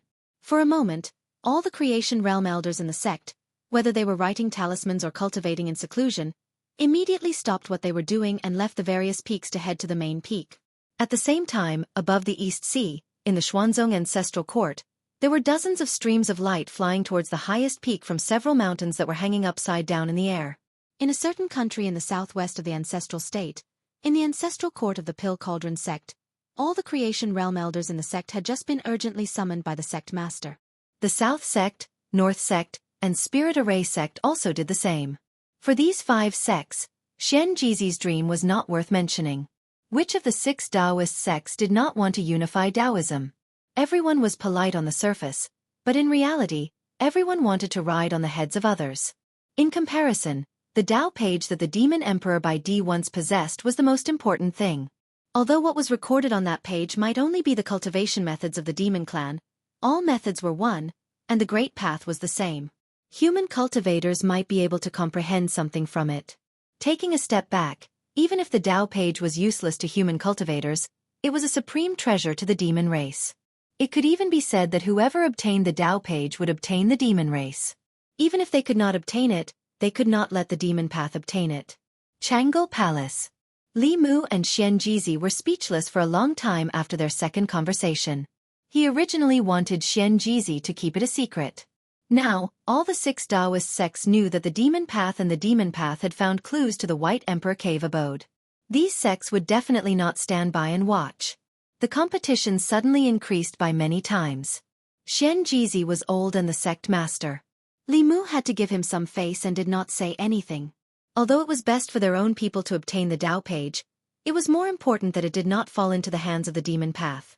If the 6 Daoist sects sent people to participate, the chances of snatching the Dao page from the demon path would be higher. There was no time to lose. In order to prevent the demon path from taking the initiative, Li Mu had to act immediately. Unfortunately, it was the Lantern Festival in 2 days. He had promised to accompany Xiao Bai and Wan Wan to the Lantern Festival, but now he had to break his promise. After making this decision as quickly as possible, Li Mu left the palace gates and strode toward the Department of Offerings. Life Continent. Country of Demons. In the 100,000 mountain range, the demons had their own territories. Every great demon had their own territory. Within their territories, they established their own kingdoms and called themselves kings. They recruited the demons and formed a powerful force. These forces had friction with each other, and occasionally, there would be annexation. Only those forces that were strong enough to intimidate others could survive for a long time. For example, the Demon Sect. The Demon Sect was not a country established by a certain demon race, and most of the members of the Demon Sect were not from the Demon Nation. Many of them had fled to the 100,000 mountain range after committing heinous crimes by feeding on human blood essence in the various countries in the ancestral state. The Demon Sect gathered these fallen demons together and formed a huge force. Even the top-ranked demon kings of the Demon Nation would not provoke them. This was because the Demon Sect was not only a single force, but also one of the 10 Demon Path sections. They had the support of the Demon Path behind them, allowing them to occupy a vast territory in the Demon Nation. The Demon Sect. Numerous mountain peaks were scattered all over the place. Each mountain peak was filled with dense demonic chi. Among them, demonic chi soared into the sky from several of the mountain peaks, piercing through the clouds. On the highest mountain peak, the pressure was extremely strong. Some of the lesser demons passing by would involuntarily lower their heads and feel panic in their hearts. On that mountain peak was the cave residence of the Grand Elder. The demon sex Grand Elder was a late-stage core fragmentation expert. His strength was equivalent to a peak human cultivator in Dongxian. He was only one step away from stepping into the seventh realm and becoming a legendary spirit demon. On the mountain peak, in the most spacious cave residence, a strong man was sitting on a tall chair. His voice was as loud as a bell as he asked, "How is it?" Another figure knelt down and said, "Great Elder, we are 100% sure that the Demon King's cave is there. However, the Demon King has passed away and no one knows where the entrance to the space is.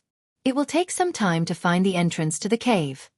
The strong man said in a deep voice, "Take your time. We have waited for hundreds of years. There is no need to rush." The figure kneeling on the ground said, "Grand Elder, why don't you look for it yourself? With your strength, it shouldn't be difficult to find the entrance to the Demon King's cave residence, right?" The strong man looked at him indifferently and said, "What do you know? If I leave here, I will definitely attract the attention of some old fellows. Don't forget where this place is. Once the news is leaked, the entire demon nation will be shaken. At that time, it will be even harder for us to get that thing," the figure immediately said. "It's my men who are stupid," the strong man asked. "How is the lockdown?" The figure nodded and said, "Don't worry, Grand Elder. The people who know about this are all our trusted men. I guarantee that it will be airtight. As long as we find the entrance to the cave residence, we will be able to quietly get that thing. At that time, Grand Elder will unify the demon nation and become the king of demons. It will only be a matter of time," the strong man nodded and said, "It's fine as long as it's airtight." Just as he finished speaking, someone suddenly walked in quickly and said, "Grand Elder, His Highness King Qingguang is here to visit." The strong man frowned and asked suspiciously, "What is he here for?" This was a sensitive time when he was about to succeed. Any movement would make him suspicious. He would suspect that the other party was here for his White Emperor's cave residence. Soon the strong man shook his head. He must be thinking too much. King Qingguang was far away in the ghost realm. How could he know his secret? He looked at the person and said, "Let him in." Ever since the Nether Saint died at the hands of the Empress of the Great Zhou, the Soul Sect had no leader. In order to stabilize the Soul Sect, several elders of the Sage Sect worked together to raise King Qingguang's strength to the sixth realm and promoted him to the new Grand Elder of the Soul Sect. In terms of status, this former junior of the Soul Sect was now on equal footing with him. Soon, the black-robed King Qingguang walked into the cave residence. He first cupped his hands to the strong man and said, "Greetings, Demon King." Although he was now the Grand Elder of the Soul Sect, the strength of the demon race and the Soul Sect could not be mentioned in the same breath. He was far from being a match for the Grand Elder of the Demon Sect. In front of him, King Qingguang still lowered his status slightly. The Demon Sect's Grand Elder Daoist priest said, "I haven't congratulated you on being promoted to the Grand Elder of the Soul Sect." King Qingguang said modestly, "It's all luck. I can't compare to the Demon King." The two exchanged a few polite words. The Demon Sect's Grand Elder asked, "Why did you come to my demon nation instead of staying in the ghost realm?" King Qingguang said, "I heard that the Demon King discovered the White Emperor's cave residence, so I came to take a look." Boom! The Demon Sect's Grand Elder's mind buzzed. He had already ordered everyone to keep this matter a secret. The entire matter was airtight. How did King Qingguang, who was far away in the ghost realm, know about it? Soon, his face regained its calm. He looked at King Qingguang and said in surprise, "Even I didn't know about this. How did you know about it?" King Qingguang looked at him with surprise and said slowly, "A head of the Pill Cauldron School and a dozen Fortune Realm Elders have already entered the Demon Nation. According to the reports of our spies in various places, besides the Pill Cauldron School, the Fulu School, the Spirit Array School, the Southern School, the Northern School, and the Xuanzong have all made big movements.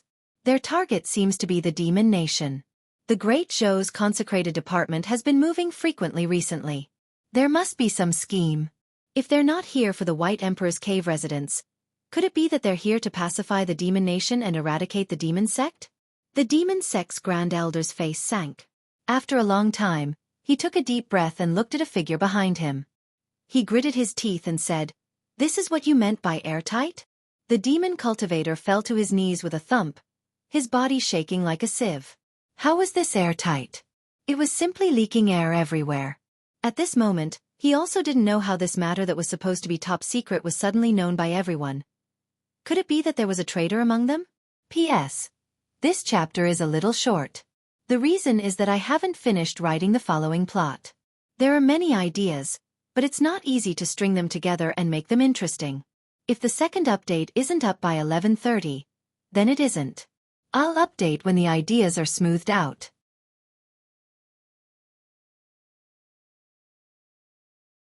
Chapter 400. Inside the cave, King Qingguang looked at the demon sect Grand Elder and said, Demon King, this time, the 6 Daoist sects and the Great Zhou Court have all sent experts to the demon nation. We must determine the purpose of these people. If they really want to eradicate the demon sect and pacify the demon nation, we must immediately report back to the sage sect and ask the elders to decide. The demon sect Grand Elder snorted and asked, Do they have the guts? Whether it was the righteous Dao, the demon Dao, or the Great Zhou Court, there was a certain tacit understanding between the three. The Great Zhou Court would never join forces with the 6 Daoist sects to attack a branch of the demon Dao unless they were prepared for the crazy revenge of the 10 demon Dao sects. At that time, the entire ancestral province would become a battlefield. The battle between super experts could render the 36 counties of the Great Zhou barren. If the Great Zhou Court lost, their nation would be destroyed. If the Great Zhou Court won, the 36 counties would become a land of death. The demon Dao might lose, but the righteous Dao and the Great Zhou Court would never win. They were not here to attack the demon sect. Without a doubt, their purpose in coming to the demon nation was the White Emperor's cave. King Qingguang looked at him and said, So, the matter of the White Emperor's cave is true? At this point, there was no use in hiding it. The demon sect Grand Elder said with a sullen face, It's true. As his voice fell, another small demon ran in and said, Grand Elder, the sage sect elder sent a message. The news of the demon sect discovering the demon emperor White Emperor's cave quickly spread throughout the various demon nations. The demon sect discovered the location of the White Emperor's cave. They sent people into the White Emperor's cave. The demon sect Grand Elder obtained that page of the Heavenly Book. The demon sect Grand Elder comprehended the Heavenly Book and is about to unify the demon nation. At first, the demons thought that the news was fake. However, as the rumors became more and more true, some powerful demons could not sit still. Black Wind Nation. A burly man with a face full of black hair and a pair of large ears had a glint in his eyes. He gritted his teeth and said, No, we can't let the demon sect obtain this page of the Heavenly Book. Otherwise, they will cause chaos in our demon kingdom. Send someone to find out what's going on. In a certain mountain range in the demon nation, there was a mountain peak that resembled a wolf's head. At the mouth of the wolf, there was a deep cave. It was pitch black inside the cave, with only a few balls of flame flickering. Only when he got closer did he realize that these were not ghostly flames at all, but pairs of ghostly green eyes. A gray wolf ran into the cave from the outside. Soon, a conversation could be heard from inside the cave. The demon race's heavenly tomes cannot fall into the hands of outsiders. Third brother is right. No matter if it's the humans or the demon sect, we cannot let them obtain the demon emperor's heavenly book. With our strength, I'm afraid we're no match for the Daoist sect, the diabolical sect, and the Great Zhou Court. Let's discuss this with that snake and that big cat. This time we have to work together. In the demon nation, above the lush mountain range, several figures flew past at high speed. Other than the 2 high reverends of the worship department and the sloppy Taoist priest, there were 5 reverends at the peak of the manifestation realm beside Li Mu. For the sake of this plan, all the elites of the worship department had been mobilized.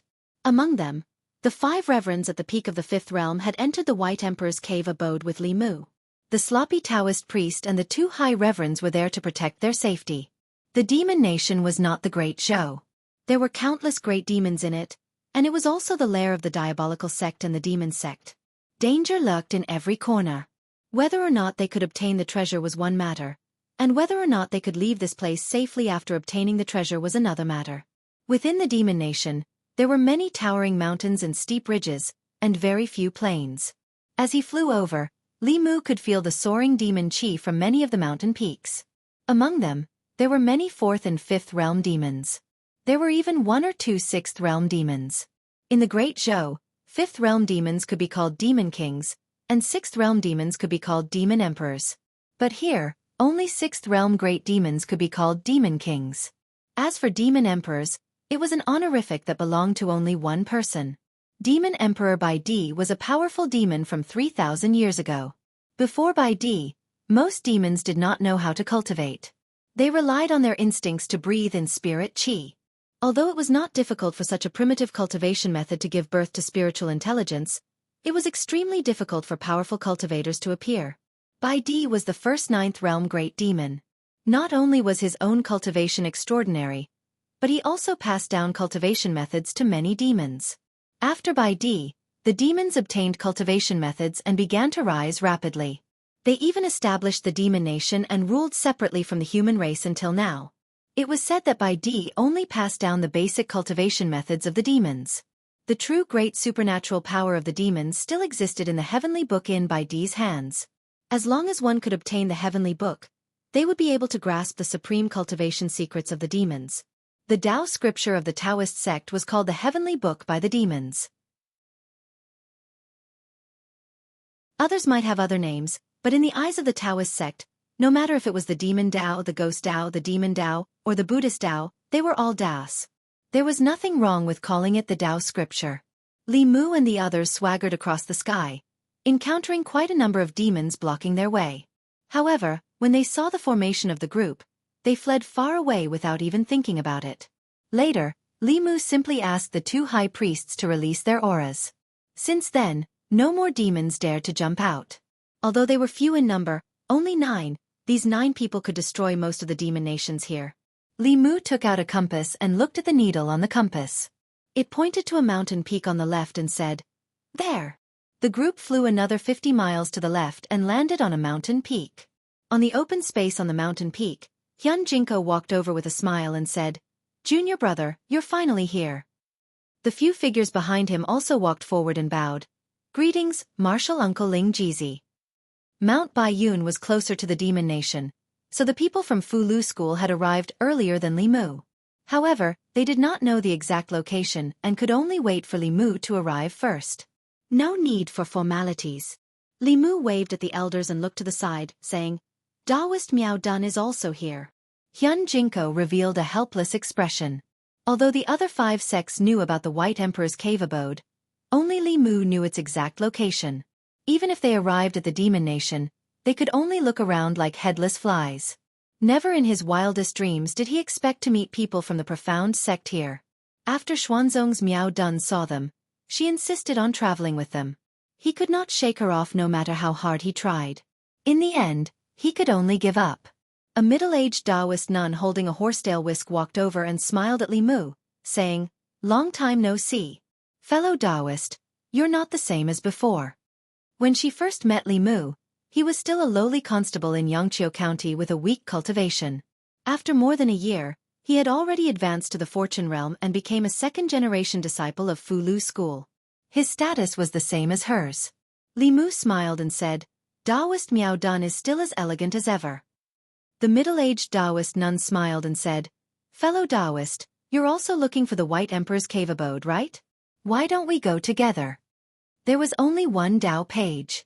One more person meant one more competitor. However, Daoist Miao Dun had done a lot to kill Chen Huan. Now that she had taken the initiative to ask, Li Mu could not refuse. He nodded and said, "That's good."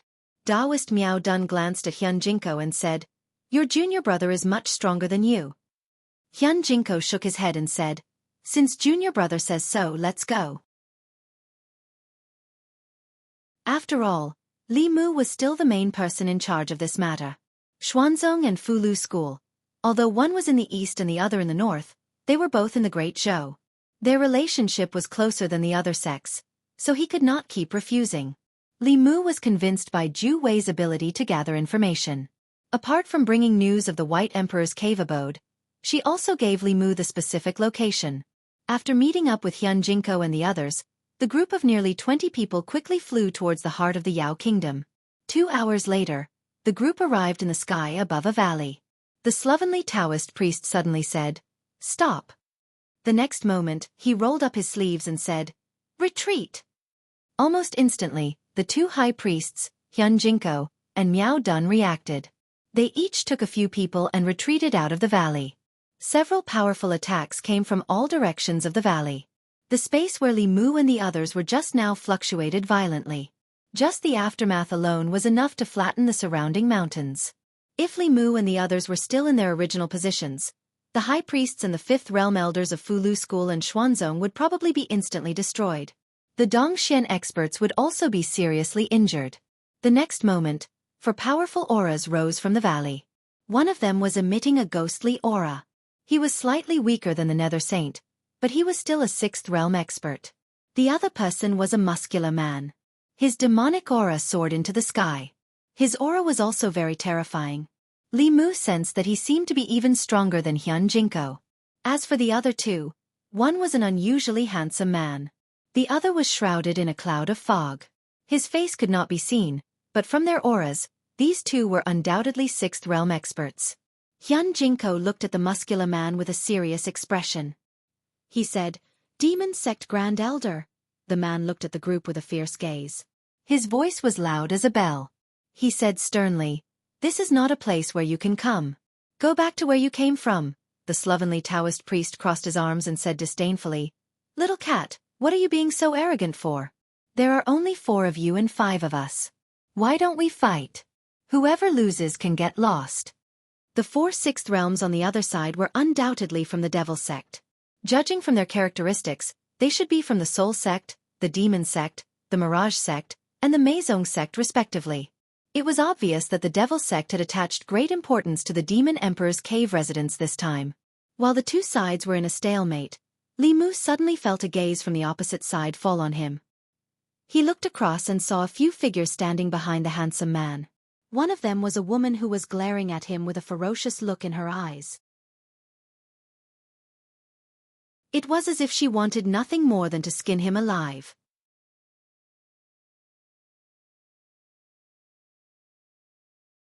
Chapter 401.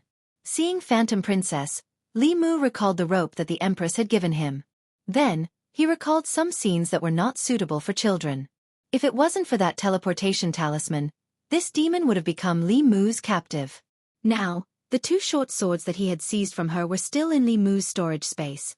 Sensing Li Mu's unscrupulous gaze, Phantom Princess also recalled some past events, and the viciousness in her eyes intensified. Opposite him, the Demon Sect's Grand Elder looked at the 5 powerhouses opposite him with an ugly expression. Just as the Taoist priest had said, in terms of the number of powerhouses, his side was at a disadvantage. Not only that, he couldn't see through the Taoist priest's strength at all. Even if his cultivation hadn't reached the 7th realm, he should be at the edge of that realm. They didn't have the advantage in numbers, and their strength was also slightly inferior. They were at an absolute disadvantage. However, he wouldn't give up on the Demon Emperor's cave abode and the things inside no matter what. Li Mu's side didn't retreat, and the Demon Sect's side didn't budge either. Just as both sides were in a deadlock, another 4 auras rapidly approached from afar. 4 demonic auras shot into the sky, and the Demon Sect's Grand Elder's expression darkened even more. The White Emperor's cave abode should have belonged to him alone, but some damned traitor leaked the news. Not only did it attract the attention of the Great Zhou Court and the 6 Daoist sects, but even the other great demons of the Demon Nation couldn't sit still. He looked at the 4 figures rapidly approaching and said coldly, "Snake King, Panther King, Bear King, Wolf King, what are you doing here?" Among the 4 figures that had just arrived, a slender man with a feminine face said, "The Demon Emperor is the Emperor of the Demon race, not the Emperor of the Tiger race. Does the Tiger King want to monopolize it?" The Demon Sect's Grand Elder's true form was a tiger demon. He looked at the Snake King and said coldly, "We have enough evidence to prove that the Demon Emperor's true form belongs to the tiger race. What does his cave abode have to do with you?" The Snake King said indifferently, "I still have proof. The Demon Emperor is an ancestor of my snake clan. His cave abode and everything in it should be inherited by us." Seeing that they were about to quarrel with the Demon Kings again, the handsome man from the Demon Sect said, "For Demon Kings, no matter what, the Demon Emperor's cave abode should belong to the demon race. It has nothing to do with humans. Why don't you join forces with the Demon Sect and chase away those people from the Great Zhou Court and Dao Sect? Then, the demon race will decide who the cave abode belongs to." The four monster kings looked at each other, seemingly deep in thought. Li Mu frowned slightly. If the demon race and the demon sect joined forces, the number of 6th realm cultivators on the other side would immediately double. 8 against 5. They were at a disadvantage. Li Mu decisively looked at Hyun Jinko and asked, "Senior brother, can you contact the other 4 sects?" Hyun Jinko immediately understood what Li Mu meant. He took out a bronze mirror and said telepathically, "Jade Sun, 2 heaven-grade pills and I'll tell you the location of the White the Arch cave abode." The other party did not hesitate for long and immediately said, "Deal." Hyun Jinko changed his hand seals and sent them into the bronze mirror. He said again, "Guanji Wanzi, 2 heaven-grade array flags and I'll tell you the location of the White the Arch cave abode." The person in the mirror said in a low voice, "Deal." Hyun Jinko held the mirror in one hand and changed hand seals with the other. White light was sent into the mirror repeatedly. "Ling Wuzi, 100 bottles of spirit fluid and I'll tell you where the White the Arch cave abode is. 50 bottles, no less. If you don't agree, I'll look for Dong Yunzi. It's good that you agree. 50 bottles of spirit fluid in exchange for a chance to obtain the Dao page. You guys don't lose out. Dong Yunzi, 2 heaven-grade magic treasures in exchange for the location of the White the Arch cave abode. Dan Qingzi and the rest have all agreed. You're the only one left." "What? One. Come over quickly." Li Mu looked at Hyun Jinko in a daze. In his eyes, Hyun Jinko had always been an honest person with thick eyebrows and big eyes. Li Mu and Lu Hanyen had become disciples. He was the one who had been exploited the most by Yuzhen and Fu Daozi. He had been extorted of a lot of treasures, but he did not complain at all. He was so honest that it was embarrassing. He was completely not as shrewd as he was just now. Li Mu was dumbfounded when he heard the news and did 4 business deals. Sensing Li Mu's gaze, Hyun Jinko said embarrassedly, "It's almost time for Senior Brother Sect Master's disciple recruitment ceremony." "I understand." Li Mu nodded embarrassedly and said, I understand. First, it was Lu Hanyen. Then it was Li Mu. The couple had already emptied Hyun Jinko. Until now, Li Mu was too embarrassed to take out the Qingxian sword in front of him. Now, it was Li Qing's turn. He probably really did not have anything that he could take out. That was why he wanted to take this opportunity to extort a wave of money. By extorting 4 sects at the same time, other than giving Li Qing a meeting gift, he also made a lot of profit. Li Mu was truly somewhat guilty. Their family had forced an honest person to become a treacherous person. Opposite them, the eyes of the 4 demon kings flickered. Although the demon sect did not have good intentions, they definitely did not want the treasures of the demon race to be obtained by humans. Joining forces to chase them away first before fighting with the demon sect was the best decision. However, before they could respond, a sudden change occurred. The sky in front suddenly lit up. In the void, a golden door appeared out of nowhere. Several figures walked out of the door. The aura of the leader was obscure. He was obviously a 6th realm cultivator. The few people behind him also had the aura of a peak 5th realm cultivator. Li Mu looked at the golden door. From that position, he could feel the fluctuations of an array formation. They had directly built a teleportation array formation. The appearance of the spirit array sect was indeed extraordinary. Among the 4 sects, they were the first to arrive. Then, a few more figures shot over from afar and arrived in an instant. A woman in a white robe and a few other figures appeared in everyone's line of sight. These people were all women. As they approached, Li Mu suddenly caught a whiff of a fragrant scent. This fragrance did not smell like the body fragrance of a woman. It was more like the fragrance of an elixir. Moreover, it was the fragrance of a supreme-grade elixir. Li Mu could not help but swallow a mouthful of saliva. For cultivators, this fragrance was really too alluring.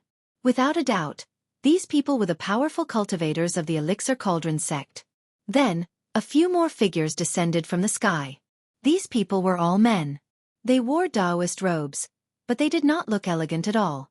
Because their bodies were too strong, Li Mu could see the lines of their muscles through the Daoist robes. The disciples of the South sect began to temper their bodies before they started cultivating. They specialized in the martial Dao. The strength of their bodies was comparable to Dhamma treasures. The moment the disciples of the South sect appeared, Li Mu heard the sound of wind. He looked up and saw a black dot appear in the distant sky. The black dot enlarged quickly. A gigantic sword that was 1,000 feet long appeared in front of everyone's eyes. A few figures stood at the tip of the gigantic sword. After flying to the top of the valley, the people standing on the giant sword jumped down. Then, the gigantic sword began to shrink rapidly. In the end, it shrunk to its normal size and was carried on the back of a middle-aged man with a cultivation of the sixth realm. Li Mu noticed that the Daoist robes of the people beside the middle-aged man were flowing with light. They seemed to be of extraordinary quality. The weapons in their hands also looked extraordinary. Looking at their outfits and then looking at the disciples of the Fu Lu school, it was like comparing an emperor to a beggar. The North sect specialized in refining weapons. Among the 6 Daoist sects, it was the most extravagant sect. At this point, the 6 Daoist sects had gathered. The middle-aged man from the North sect looked around and looked at Hyun Jinko. He said angrily, "Hyun Jinko, didn't you say that you would only tell us this news?" The muscular man from the South sect did not look good either. He said the same thing to me. The woman from the Pill Cauldron sect looked at Hyun Jinko unhappily. She said, "Senior brother Hyun Jinko, you said that you would only tell little sister. You didn't keep your word." From the Spirit Array sect, Guang Yuanzi snorted coldly. He said, "You didn't keep your word first. We can only give you 1 set of heaven-grade array flags." Hyun Jinko coughed softly and said, "Let's not rush this matter. Opening the Demon Emperor's cave abode and getting the Dao page is more important." Although everyone's expression was still somewhat displeased, they did not speak again. The 6 Daoist sects usually liked to fight for disciples and organize all kinds of competitions between disciples to see who was better. They also dreamed of one day riding on the heads of the other 5 sections. However, at the end of the day, they were still fellow sect members. Even if they were from different sects, they would still address each other as senior brother and senior sister. At this moment, they were united against the outside world. It was a tacit understanding that did not even need to be mentioned. Opposite them, the demon sect Grand Elder's expression was already indescribably ugly. The 6 Daoist sects and the Great Zhou Court already had 9 Sixth Realm experts on their side. On their side, even if the 4 Demon Kings were all on their side, they only had 8 Sixth Realm experts. Not to mention, the actual combat strength of the first seat of the 6 Daoist sects could not be measured by experts of the same level. If they really fought, their side would undoubtedly suffer a crushing defeat. Originally, it was his treasure trove alone. Now, it had attracted more than 10 major factions to fight for it. Just the 6th Realm experts alone numbered 16, and that was not counting himself. At the thought of this, he hated the spy who leaked the news even more. However, the spy seemed to have vanished from the face of the earth.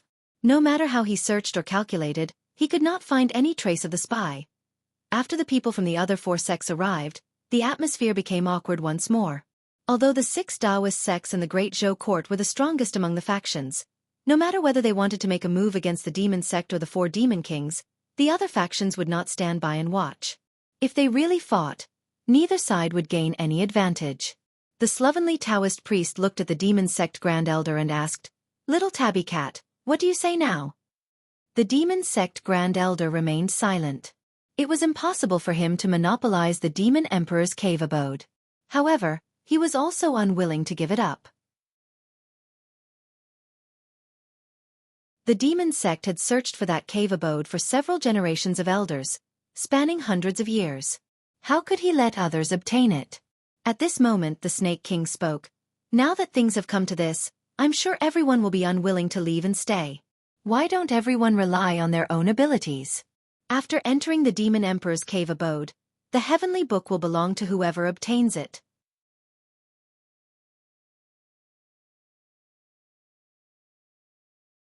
Chapter 402. What the Snake King said was a solution within a solution. There were 3 major factions and more than 10 smaller factions. If no one gave in, then no one could enter the Demon Emperor's cave abode. Instead of continuing the stalemate, it was better to put aside the dispute and participate together. As for who could obtain that page of the heavenly book, it would depend on their own abilities. Even if they couldn't obtain it, they could only blame themselves for being inferior. After the Snake King made his suggestion, the sloppy Taoist priest looked at Li Mu. Li Mu nodded slightly. It was impossible to monopolize the Demon Emperor's cave abode now. If they competed fairly, they had a high chance of winning. It wasn't unacceptable. The sloppy Taoist priest said, "We agree. You can ask that little tabby cat if it agrees." The demon Grand Elder didn't agree, but he didn't reject either. It was a tacit agreement. There were so many powerhouses here. His opinion wasn't important. Seeing that no one objected, the Snake King continued. After the Demon Emperor died, the cave abode has no owner. Those above the sixth realm cannot enter, so we can only send in our subordinates. For the sake of fairness, including us, no matter if it's the Great Zhou Court, the six Daoist sects, or the various Demon Dao sects, each faction can only send in 5 subordinates below the sixth realm. Does anyone have a different opinion? The Snake King's words were fair. No one raised any objections. Including Li Mu, there were a total of 6 fifth realm consecrators in the imperial court. One of them had to stay outside. Only 5 of the elders brought by the 6 sects could enter. Very quickly, they decided on the candidates. The 4 Demon Dao sects and the Demon Kings also chose their strongest subordinates. For now, the 3 factions reached a temporary compromise. The next problem was to enter the Demon Emperor's cave abode. If there were only a few 6th realm powerhouses in the valley, they would have to put in a lot of effort to find the entrance. However, there were a total of 17 6th realm powerhouses here. Under the influence of benefits, the 17 of them joined forces to cast spells. Their magic power focused on a point in the void. A hole was immediately torn in that space. One could vaguely see that it was connected to another space. The Snake King said in a low voice, "Go in quickly. We can't hold it for long." The 5 shadows behind him were the first to fly into the crack. Then, the subordinates of the other 3 Demon Kings also jumped in. Following them were the people from the 4 demonic sections. Seeing Huanji and the others fly in, Li Mu, the other 4 consecrators, and the 5 elders of the Fulu school also flew in. In the valley, more than 10 people withdrew their spells. The spatial entrance also disappeared, and the sky returned to normal. The 3 forces stood in 3 different places, each on guard against the other. At this time, Li Mu looked at the vast expanse of whiteness around him and raised his vigilance to the highest level. The White Emperor's cave mansion was not like what he had imagined. In front of him, there was only a white fog. He could only see 3 or 4 steps away from him. Beyond 5 steps, there was only a thick white fog, and he could not see anything. When Li Mu's spiritual awareness left his body, the range it could explore was no more than 10 steps. Suddenly, he felt a sense of danger. His body moved a few feet to the side, and a flying sword brushed past his neck. Li Mu squinted his eyes and looked at the thick fog in front of him. A figure walked out from there. He glanced at Huanji and asked indifferently, "What do you want to fight?" The flying sword flew back and floated above Huanji's head. She looked at Li Mu with a face full of anger.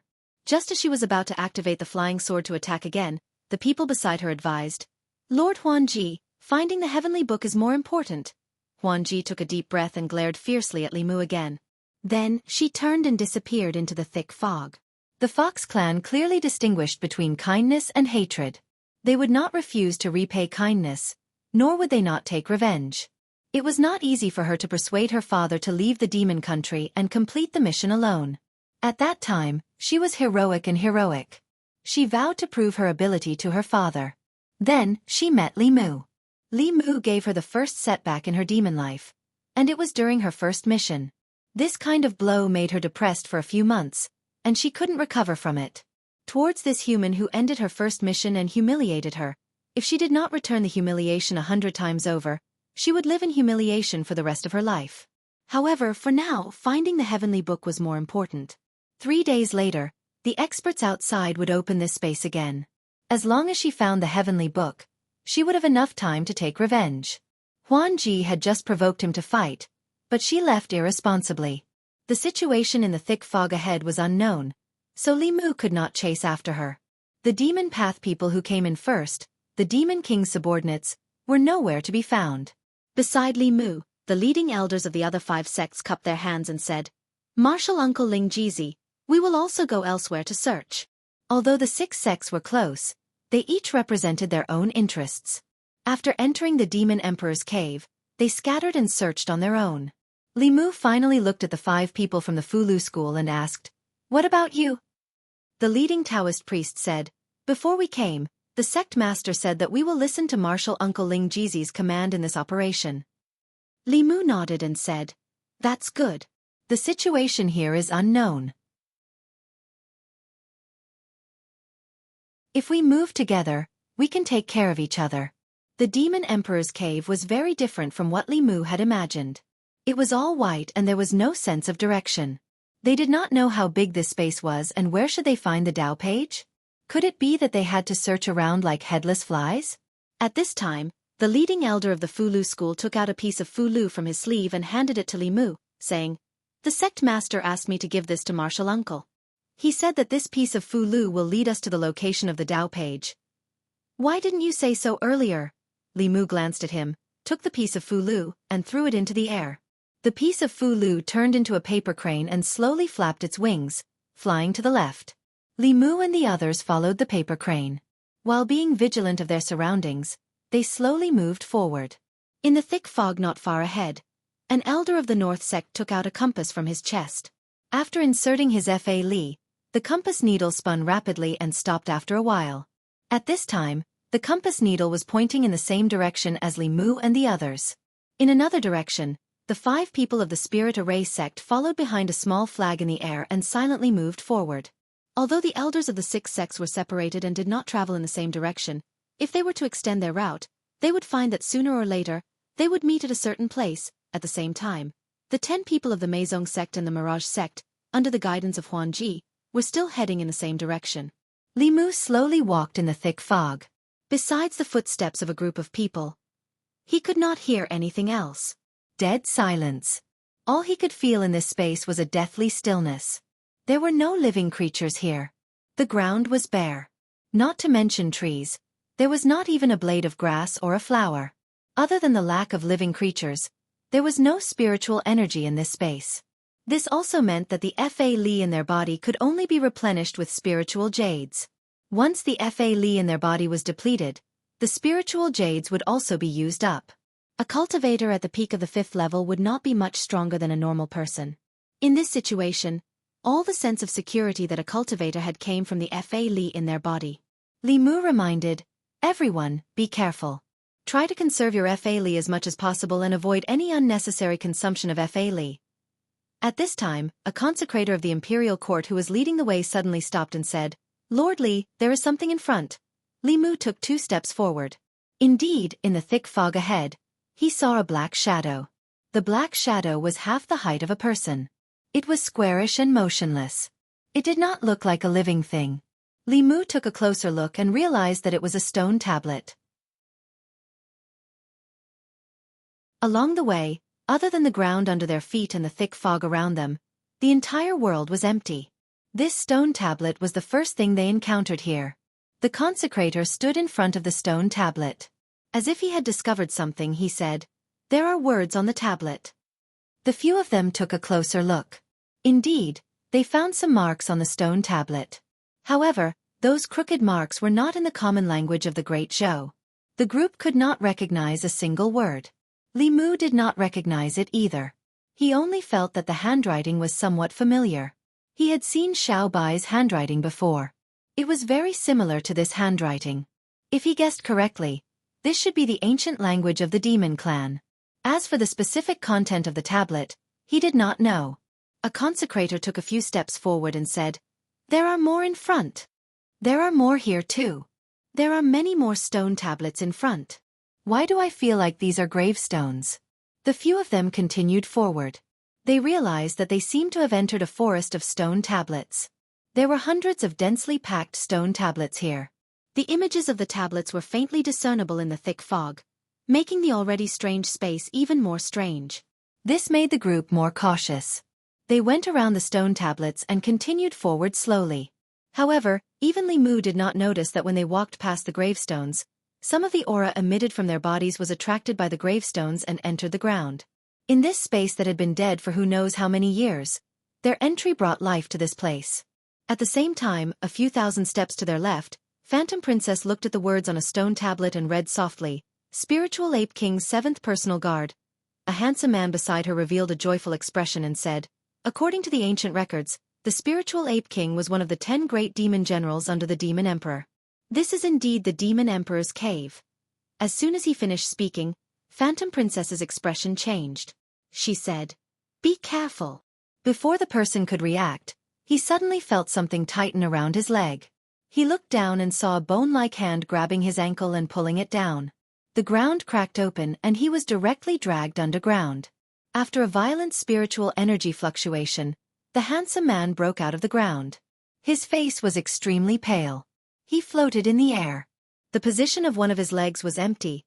Kacha? Creak. At the same time, there was a scalp-numbing chewing sound from underground.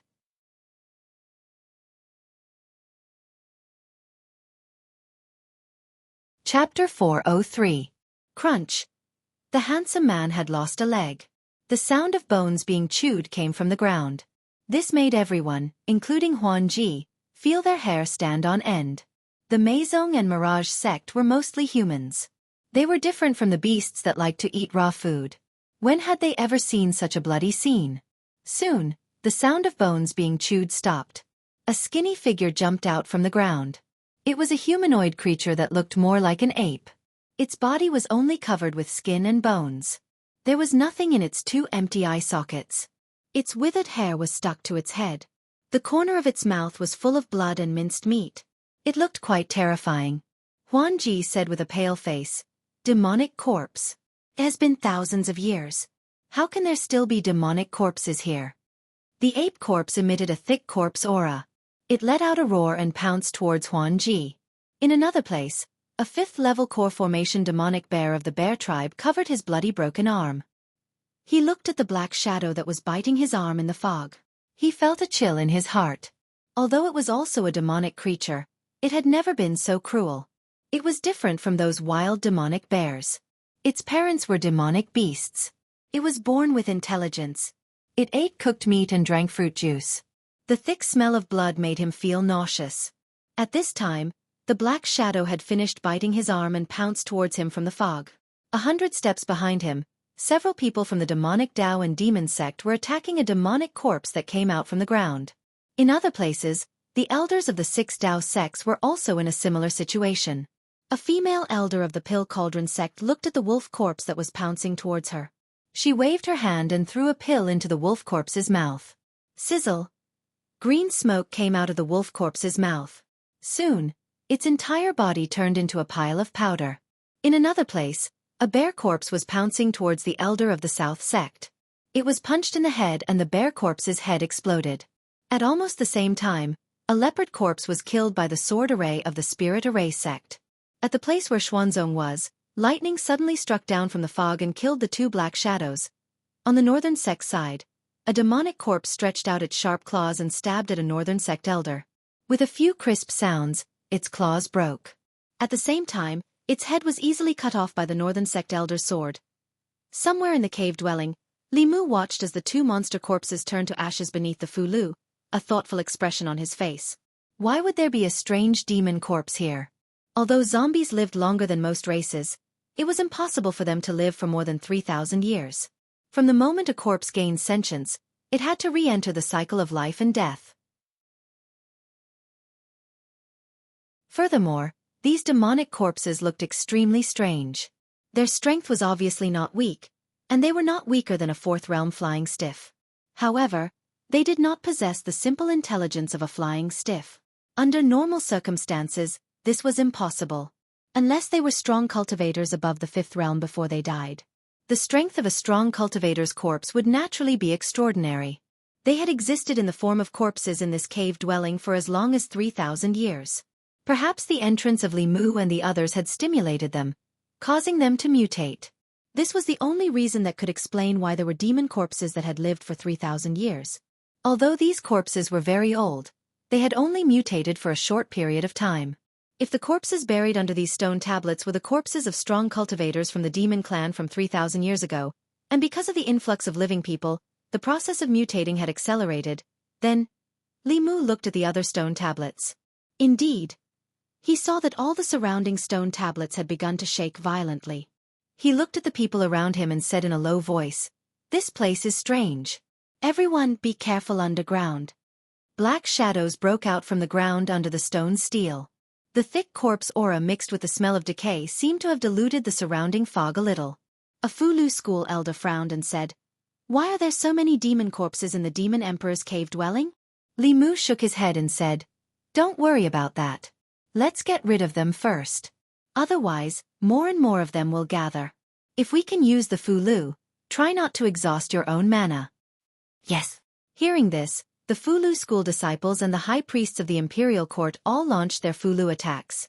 The demon corpses in front of them had to be destroyed. Otherwise they would be in a dilemma. Fortunately, these demon corpses only had strength but no intelligence. It was very easy to get rid of them. The group continued to move forward at a slow pace. In the process of moving forward, Li Mu also noticed that the fog around them was tumbling and sending waves of mana waves. Obviously, the others here were also fighting with the demon corpses. Li Mu carefully observed these demon corpses. A mystery gradually emerged in his heart. From the strength of these demon corpses, their masters should have been strong cultivators of the demon clan when they were alive. If these strong cultivators died in an accident, then their corpses would most likely not be left behind. Under normal circumstances, only when one's lifespan was exhausted would there be corpses left behind. But from the appearance of these demon corpses, they did not die because their lifespan was exhausted. These demon corpses had strong bodies. Most of them were still in the prime of their lives. They were at the peak of their strength. How could they all die in one place? Li Mu looked at the demon corpses that were still surging out. A thought suddenly arose in his mind. Could it be that they were all buried with the White Emperor? After the Demon Emperor White Emperor died, the demon soldiers and demon generals under his command were buried with him. This was the only possibility that could explain why there were so many tombstones neatly arranged here. As Li Mu was thinking about this, he heard the voices of the high priests and elders. "The Fulu is all used up. Mine is also all used up. Why are there so many demon corpses here?" This cave abode had been isolated from the outside world for 3,000 years. There was no supply of spiritual qi. After the Fulu was used up, they could only use their mana. Any wise cultivator would not use up all their magic power when they could not replenish their magic power and when the crisis was not over. This was no different from courting death. Li Mu took out all the spiritual jades and Fulu from his flask heaven space and distributed them to everyone. He said, "Everyone, use the Fulu first. After the Fulu is used up, then use your mana. Remember to use the spiritual jades to replenish your mana at all times." Looking at his flask heaven ring, and then looking at the flask heaven cave abode of others, Li Mu finally understood the difference between them. The storage ring that the White Demon King gave him was only the size of a room. It was cramped for one person to live in. The Demon Emperor White Emperor's cave abode could no longer be described as a villa or a mansion. This was the real flask heaven world. In the blink of an eye, another demon corpse emerged from under a stone tablet. Li Mu casually struck it with a thunder talisman, turning it into ashes. The few of them followed the guidance of the paper crane and continued forward. God knows how many demon corpses they killed. Although the further they went, the fewer stone tablets and demon corpses there were, the stronger the demon corpses they encountered were. From early stage level 4, to mid-stage level 4, to late stage level 5 demon corpses just now. After death, the demon corpses had the power of early stage level 5 demon corpses. That meant that the owner of the demon corpses was at least level 6 when they were alive. In today's world, level 6 demon corpses were considered powerful existences. To think that they could be buried with others. This really overturned Li Mu's understanding of the world. The good thing was that there were not many demon corpses of this level. Furthermore, they did not have spiritual intelligence and were much weaker than cultivators of the same level. Even so, along the way, the group had used up most of their Fulu and spiritual jades. Before entering the White Emperor's cave abode, no one would have thought that the first part of the journey would be so difficult.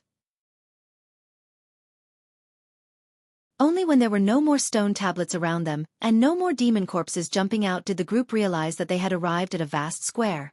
What they were stepping on was no longer earth, but crystal-clear spiritual jades. However, the spiritual jades laid on the ground did not have any spiritual qi. If the spiritual qi in the spiritual jades was absorbed by cultivators at an accelerated rate, The entire spiritual jade would turn into dust the moment the spiritual chi was exhausted. Only when the spiritual chi was allowed to slowly dissipate could it form a complete spiritual jade stone. It was not hard to imagine that the spiritual jades laid here 3,000 years ago should still contain spiritual chi. However, as time passed, the spiritual chi in the spiritual jades had all dissipated. Spiritual jades were items that gathered spiritual chi from the outside world. However, when there was no spiritual chi in the outside world, the spiritual chi in the spiritual jade could not be retained and would gradually dissipate outside. However, this dissipation speed was extremely slow. It would take hundreds to thousands of years for the spiritual chi in a spiritual jade to dissipate completely. These spiritual jades without spiritual chi also showed that this place had been through a long period of time. The fog in the square was much thinner than outside the square. The group could already see the situation 100 steps away. In a certain direction, the fog rolled and several figures walked out. Huan Ji's group of 10 people seemed to be in a sorry state. Their faces were all pale, and their bodies were covered with injuries. One of the handsome men had even lost a leg, and he looked rather miserable. Huan Ji did not expect Li Mu to arrive here before them. After her expression changed slightly, she maintained a certain distance from them and sat cross-legged on the ground. She took out 2 spiritual jades and held them in her hands as she meditated. Not long after, more figures walked out from the fog. After Xuanzong's group of 5 walked to the square, they smiled at Li Mu and the others. They also found a place and held spiritual jades in their hands to recover their spiritual chi. Shortly after, the elders of the South Sect, North Sect, Pill Cauldron Sect, and Spirit Array Sect also arrived at the square. Following closely behind them were the Ghost Sect and the Demon Sect. 5 people from the Demon Sect entered, but only 4 arrived. Among them, 1 had a broken arm and 1 had a broken leg. Although the Ghost Sect did not have fewer people, their bodies were much more illusory than when they entered. One of them was at the 5th realm when they entered, but when he arrived, his aura was only at the 4th realm. The last to arrive were the subordinates of the 4 demon kings. Of the 5 subordinates of the Snake King, only 4 were left. Of the 5 subordinates of the Bear King, 1 had a broken arm, 1 had a deep wound on his chest, and the other 3 were covered in wounds. The blood that seeped out of their wounds was black. Of the 5 subordinates of the Panther King and the Wolf King, only 3 were left. Just this short distance was enough to see the difference in strength between the various factions. When the 6 sects of the Daoist sect passed through the land of demon corpses, they did not suffer any losses at all. The Fiend sects only lost 1 demon while the 4 demon kings suffered heavy losses. Unknowingly, the fog in the square dissipated a little. Everyone's gazes were focused ahead. In the thin fog, an incomparably majestic palace stood in the middle of the square.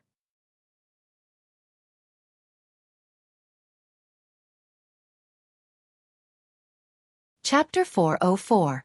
Only now did everyone realize that they were in a square in front of a palace. Huan Ji looked at the palace and muttered, "Demon Emperor Palace." Above Li Mu's head, the paper crane flapped its wings and slowly flew towards the palace, finally landing on the stone steps in front of the palace. All the Tao pages in this world came from the Tao scripture. The Fulu that Xian Jizi gave him contained the aura of the Tao pages and could sense the location of the other Tao pages. Obviously, the Tao page that Demon Emperor Bai Di once had was in this palace.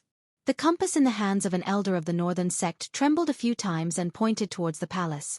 The people of the demon sect, as well as the subordinates of the various demon kings, looked at the palace shrouded in mist, a strange light flashing in their eyes. Everyone knew very well that their target this time was inside the palace. But no one acted rashly. In the short time that they had walked to the square, they had already suffered heavy losses. Who knew if there were any other dangers in this Demon Emperor Palace? No one was willing to take the first step. The first to move was the Spirit Array sect. Although the elders of the 6 Daoist sects had expended a lot of energy in the battle with the monster corpses, their overall strength had been preserved.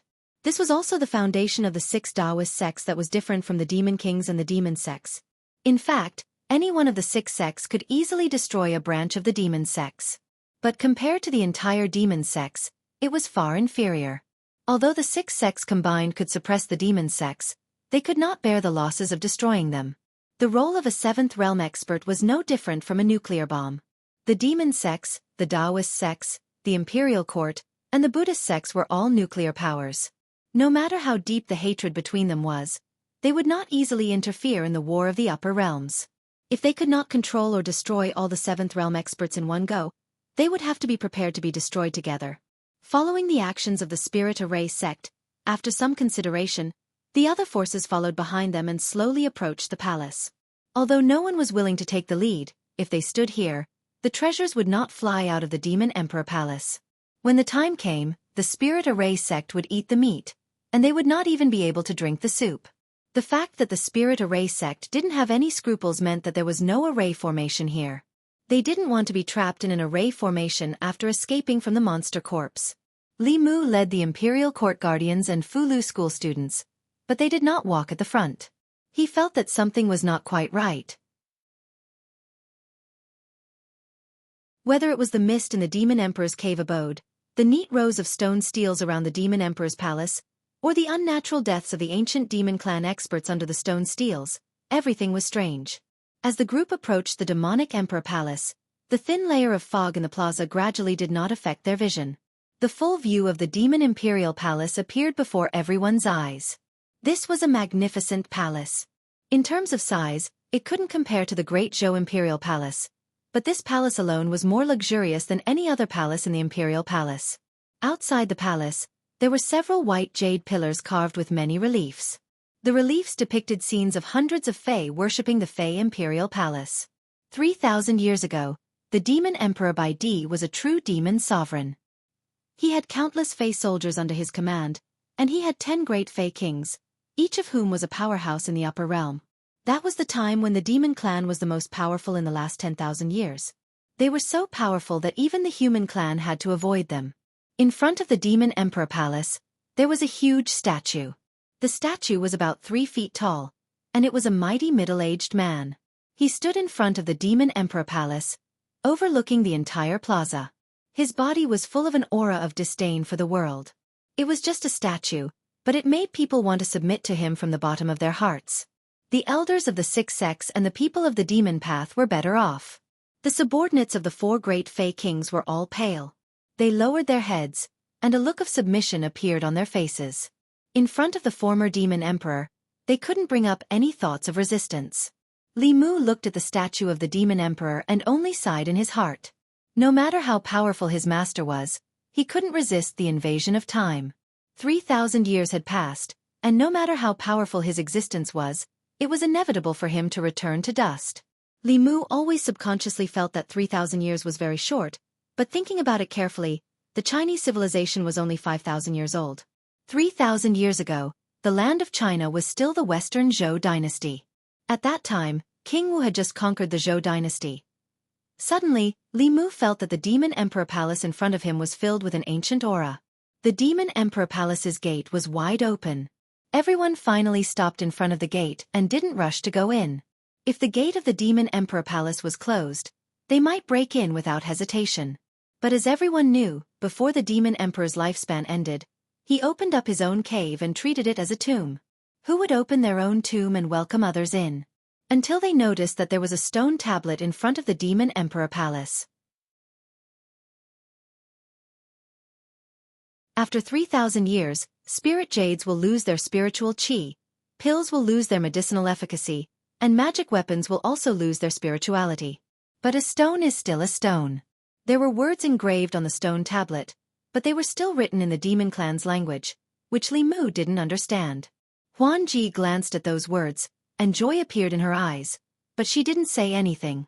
A bear demon couldn't help but murmur, "I cultivated for more than 300 years and traveled to the 10 continents and 3 islands.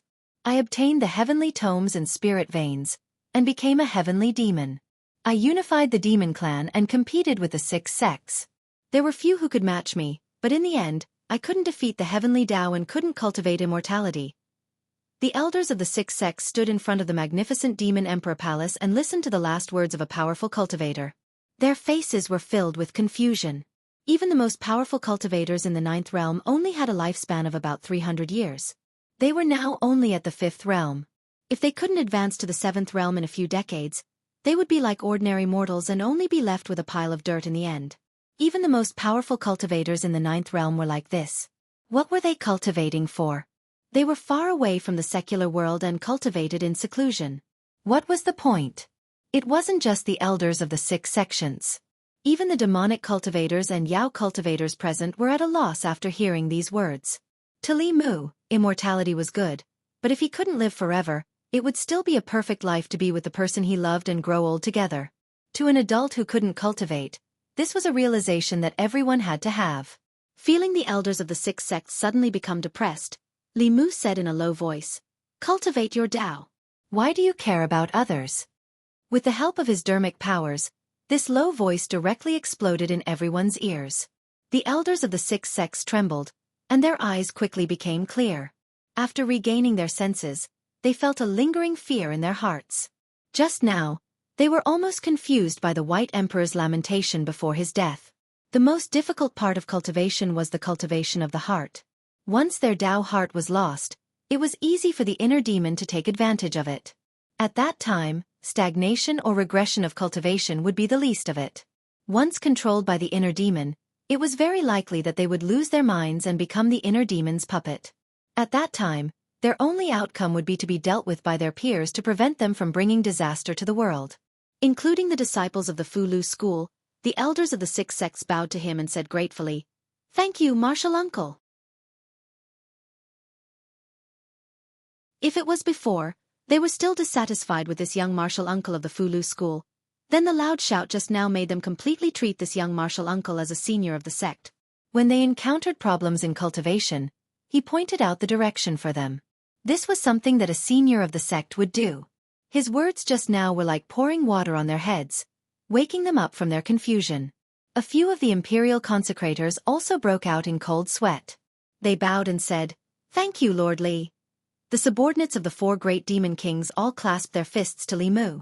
Those who only had one arm and couldn't clasp their fists also bowed to him. The kindness of guiding one's cultivation was a great kindness. Even if they were demons, they understood this principle. Huan Ji, who came back to her senses, looked at Li Mu in a daze. Her gaze became a little complicated. Standing in front of the cave abode of the demon clan cultivator from 3,000 years ago, and listening to the lamentation of the 9th realm cultivator before his death, even she was disturbed. If no one enlightened her, her future cultivation path would be greatly affected. What made her feel conflicted was that she and Li Mu were enemies, but Li Mu had just helped her greatly. It was not the tradition of the Celestial Fox clan to only take revenge and not repay the kindness. But how should she take revenge and repay the kindness? Huan Ji finally gritted her teeth. The Celestial Fox clan clearly distinguished between kindness and hatred. Everything had to be done according to first come, first served. Even if she wanted to repay the kindness, it would be after she had taken her revenge. After everyone regained their senses, Li Mu continued to look at the bear demon and said, "What else did the demon king say?" Before the bear demon could speak, Huan Ji interrupted and said, "The demon king said that after he died, the treasures of the demon palace and the page of the heavenly book would be left to the fated person who entered the cave abode. He hoped that the fated person who received his inheritance would be able to revitalize the demon clan again." Li Mu looked at her and asked, "Really?" Huan Ji looked at him coldly and said, "Why would I lie to you?" Li Mu shook his head and said, "I don't believe it." He looked at the bear demon and asked again, "What else did the demon king say?" The bear demon said, "She is right. The demon king is dead. He left the demon palace and the treasures inside to the fated person who came later." At this point, there was an explanation for why the demon palace was not closed. Even though the demon king was dead, he still remembered the demon clan and left the demon palace to his descendants. Immediately, all the demon clan members present felt deep respect for him. This was the true demon king. Li Mu looked at the stone tablet and was puzzled. If Emperor Bai wanted to pass down his demon legacy, why didn't he do it back then? Why did he have to wait 3,000 years? No matter how you look at it, it doesn't make sense. However, seeing the group of demon clan members looking at the demon palace with reverence, almost kneeling down to thank it, Li Mu did not question it. He did not expect these one-track-minded demon clan members to understand these things. However, in his heart, he raised his guard by a few degrees. Huan Ji walked in front of the stone tablet and looked at Li Mu and the others. She said, "You can't go in." Li Mu glanced at her and asked, "Why?" Huan Ji puffed out her chest and said confidently, "Didn't you see what is written on the stone tablet? The Demon King wants to pass down the Demon Palace to the Demon Clan. Why are you humans here?" Li Mu crossed his arms and said, "Anyway, we don't know the demon language. Maybe you all colluded to lie to us. Also, humans and demons are both creatures of the world. Humans are born by their mothers. Demons are also born by their mothers. No one is more noble than the other. Why can you all enter but we can't?" Huan Ji's lips moved. She was speechless at Li Mu's words. Actually, from the bottom of her heart, she quite liked what Li Mu said. Humans were the leader of all creatures. They were the noblest race. In comparison, the Demon Clan was a lower race in their eyes. Many cultivators slaughtered the Demon Clan and took their souls. They were not guilty of anything. Even the Demon Clan did not deny the status of humans as the leader of all creatures. They tried so hard to cultivate a human form and become human. Wasn't that an implicit acknowledgement of this? Humans were born by their mothers. Demons were also born by their mothers. No one is more noble than the other. This was the first time she heard a human say this. If Li Mu was not her enemy and did not fight with her for the Demon King's treasure, just based on what he said, she would become friends with him. Unfortunately, he was from the Great Zhou court. They were destined to be enemies.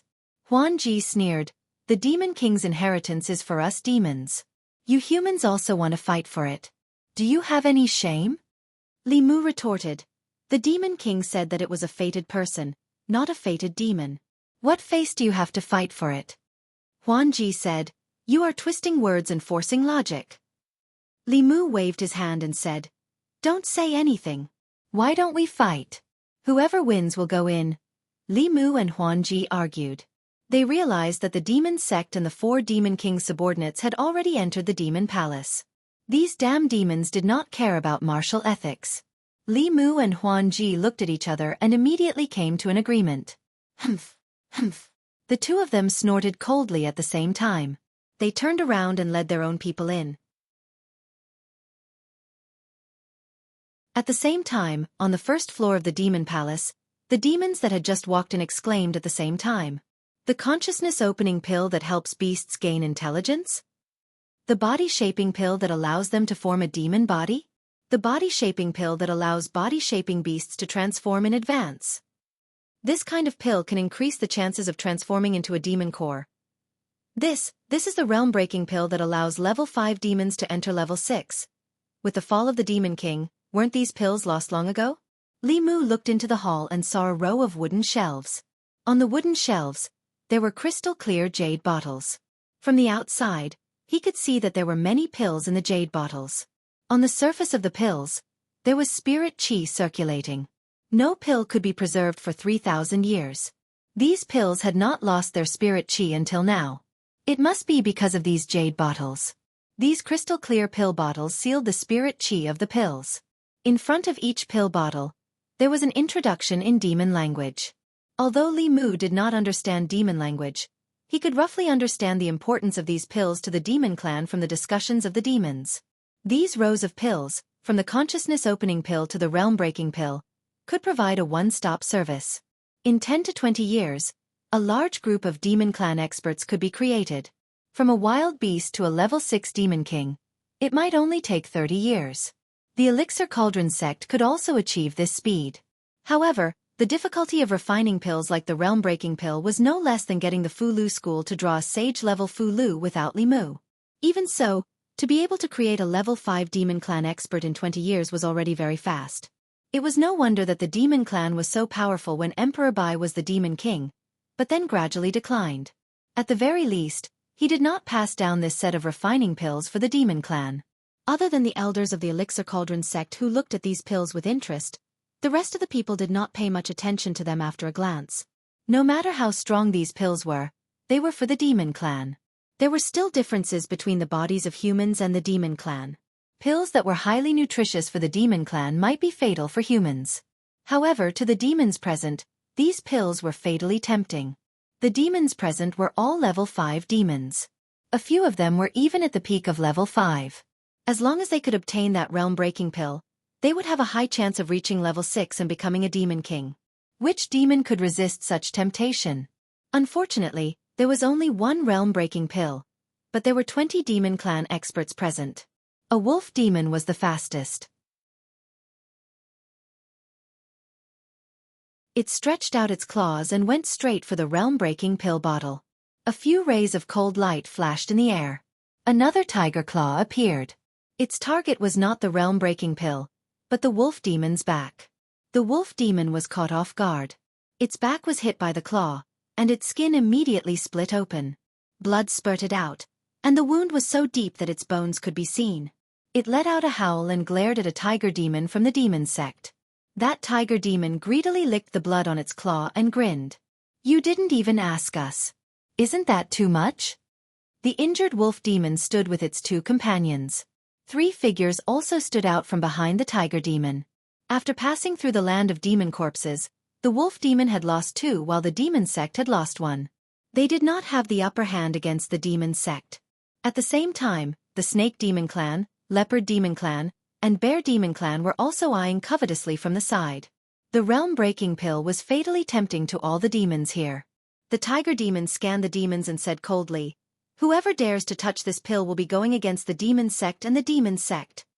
He used the demon sect to suppress the demons and strode toward the wooden shelf where the realm-breaking pill was placed. However, when he reached out with his tiger claw, a whip wrapped around his wrist. A snake demon held a long whip and pulled the tiger demon's arm. It said coldly, "The demon country is not the territory of the demon sect. If you want this pill, why don't you show some real skills?" After saying that, he looked at the 5 bear demons and said, "Black Blind, let's get this pill together. After we get out, no matter who gets this pill in the end, we have to compensate the other party. What do you think?" The 5 bear demons did not say anything. They stood together with the 4 snake demons and formed a temporary alliance. Seeing this, the wolf demon and the leopard demon, who were left with only 3 demons, also stood side by side. At a certain moment, someone made the first move. The demon sect, the leopard-wolf alliance, and the snake-bear alliance were fighting over a realm-breaking pill. These demons used their sharp claws and teeth the best. The snake demon clan mainly used demon arts and poison attacks, causing the entire first floor of the hall to be filled with a foul atmosphere. Li Mu and the rest were not interested in the demon clan's pills on the first floor.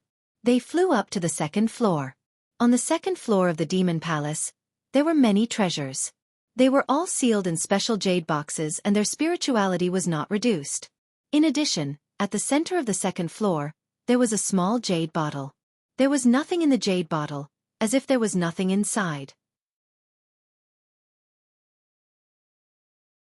However, no matter if it was Huan Ji or the elders of the 6 sects, they all rushed towards the jade bottle as soon as they stepped into the second floor. Feeling the buzzing sound in his ears, Li Mu raised his head and said calmly, "I want this bottle. Who agrees and who disagrees?" After he said that, the elders of the 6 sects paused and slowly retreated. Huan Ji's hand was already stretched out.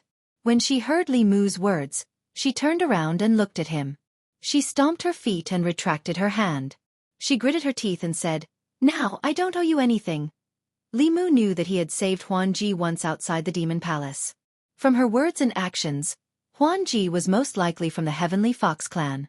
Therefore, she had to repay him for waking her up outside the hall. However, she wanted to use this jade bottle to exchange for her thoughts. Li Mu would not let her have her way. This was originally his. She did not need to give it to him. Li Mu looked at her and said, "You can object." Anger appeared in Huan Ji's eyes. She grabbed the jade bottle. Li Mu crossed his arms and said to the elders of the 6 sects and the consecrators, "Snatch it."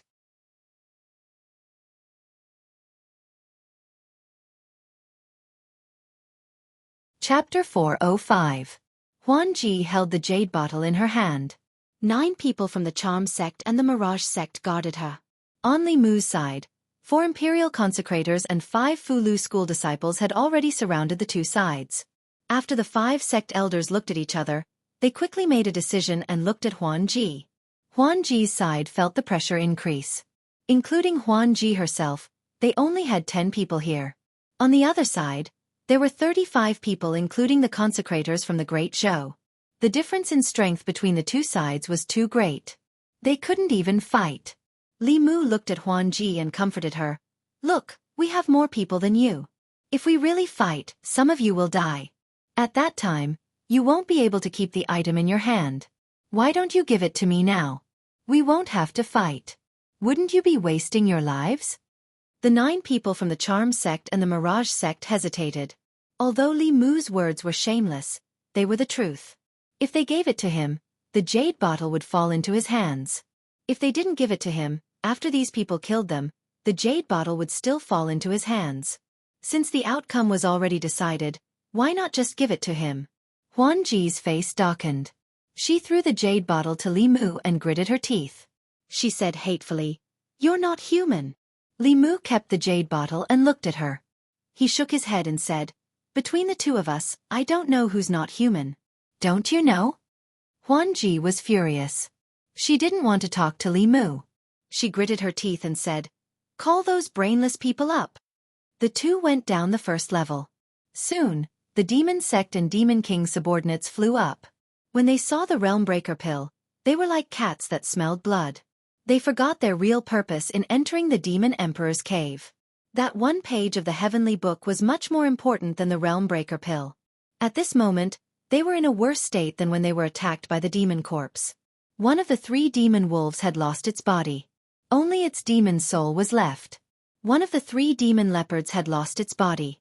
Unlike humans who cultivated their primordial spirit, demon strength would be greatly reduced if they lost their physical bodies. They were basically crippled. Of the 4 snake demons, 2 of them were beaten back to their original forms. Their tails couldn't transform into legs. Of the 5 bear demons, 2 of them could only exist as giant bears. As for the 4 demons of the demon sect, one of them had turned into a white tiger. The other 3 were covered in wounds and their auras were weak. All the demons told themselves in their hearts that the heavenly tomes were more important than the Realm Breaker pill.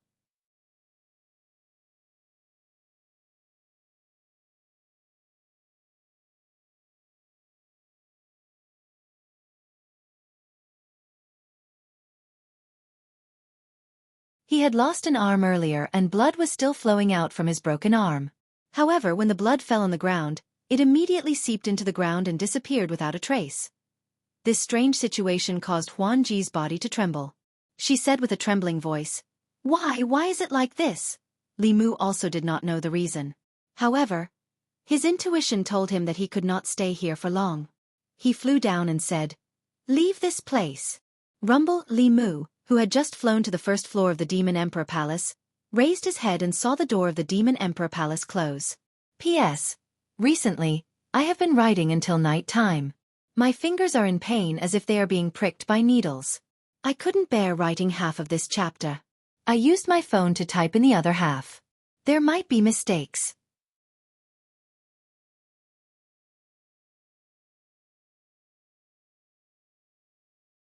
Chapter 406.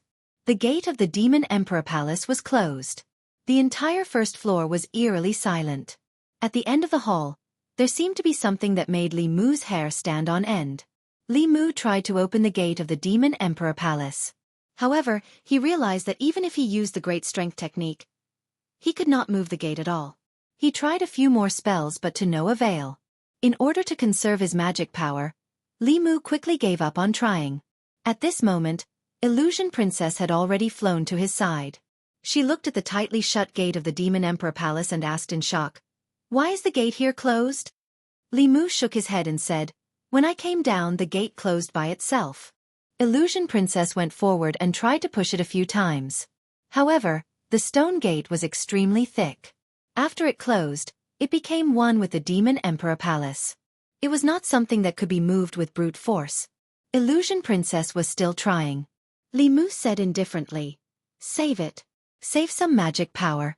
Who knows what will happen later?"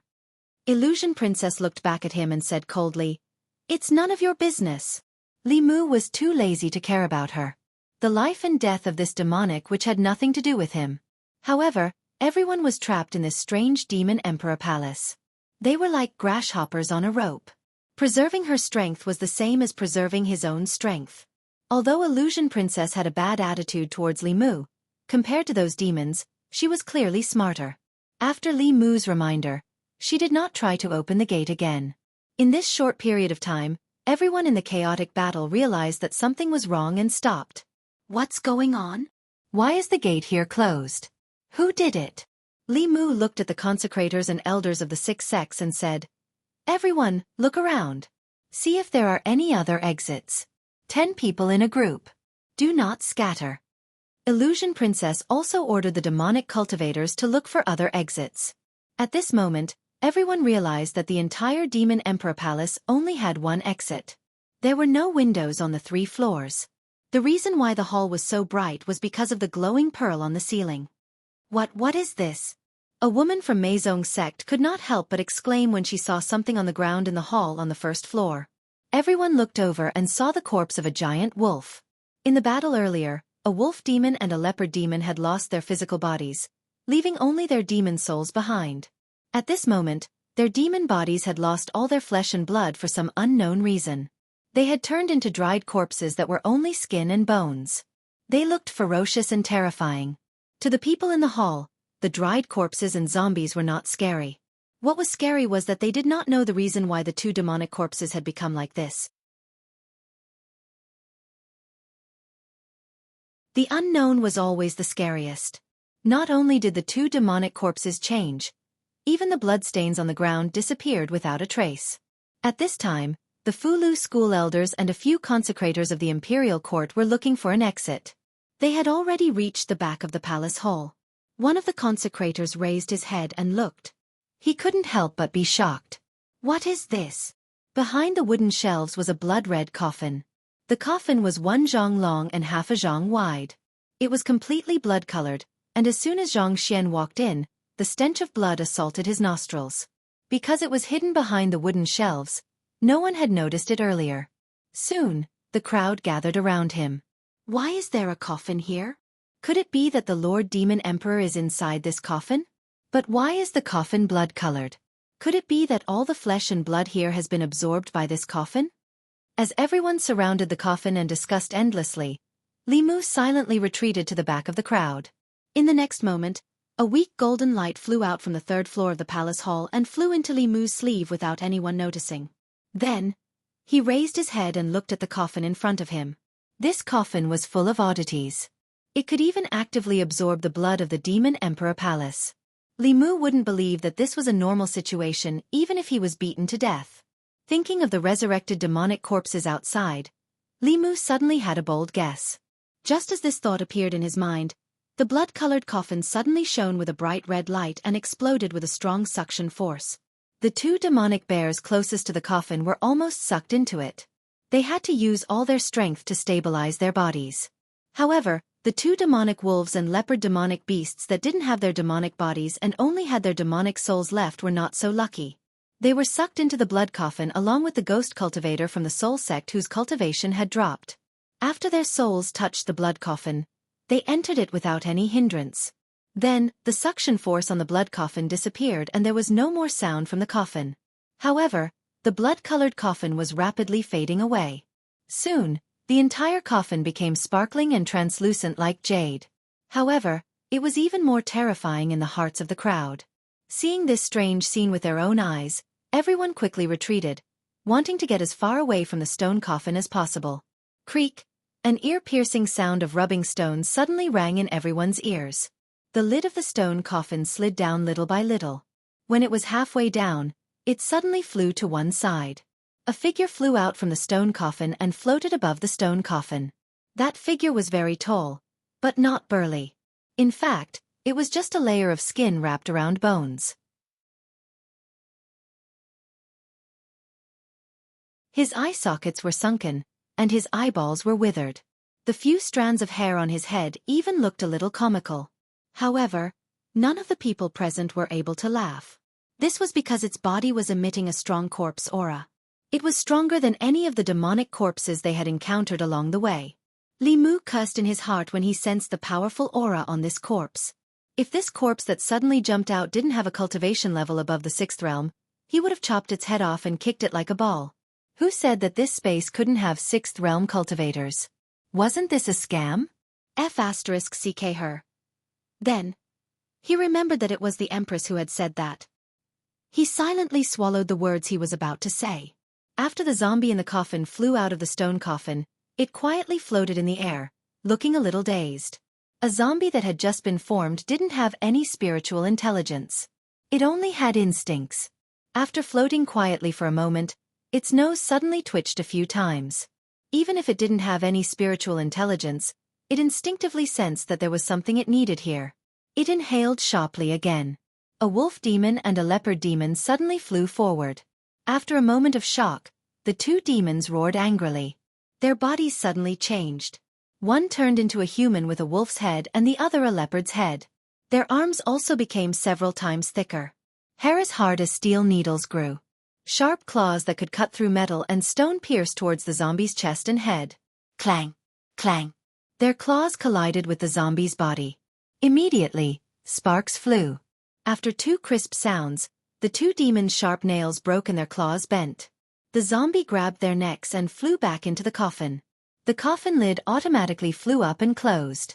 This scene seemed to take a long time, but it was actually just a short moment. It wasn't until the two demons were caught into the coffin that everyone in the hall finally reacted. At this moment, whether it was the Daoist sect or the demon sect, all the demons took out their Dharma treasures and cast spells to attack the stone coffin. Although there were still grudges and disputes between them, the most important thing now was to destroy this powerful demon corpse. However, no one knew what material the stone coffin was made of. Under the attacks of the Dharma treasures, only shallow scratches were left on it.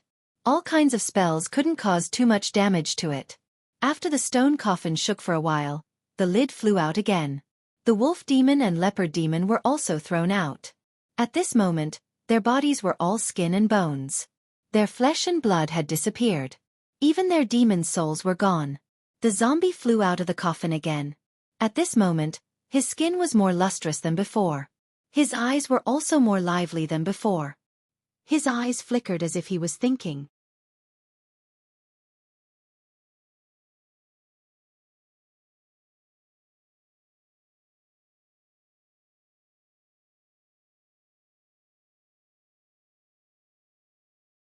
In the Demon Emperor's palace, there was even a super invincible dumpling waiting for them. This was a method of harming others without benefiting oneself. Anyone with a little bit of humanity and demonic nature would not do such a thing. All kinds of evidence proved that Demon Emperor by D was most likely a lunatic with an antisocial personality. No matter how powerful he was when he was alive, he was now just a corpse without any humanity. After tasting flesh and blood, his ferocious nature was aroused. He let out a low roar and disappeared on the spot. Bang! A bear demon lowered his head and looked at his chest. A skinny claw reached out from his chest and grabbed a beating heart. The corpse only took a light breath, and this bear demon's blood essence and demon soul were sucked into his mouth. The remaining demons and demon sect members started to attack the gate of the Demon Emperor's palace frantically. In this small Demon Emperor's palace, they were like turtles in a jar.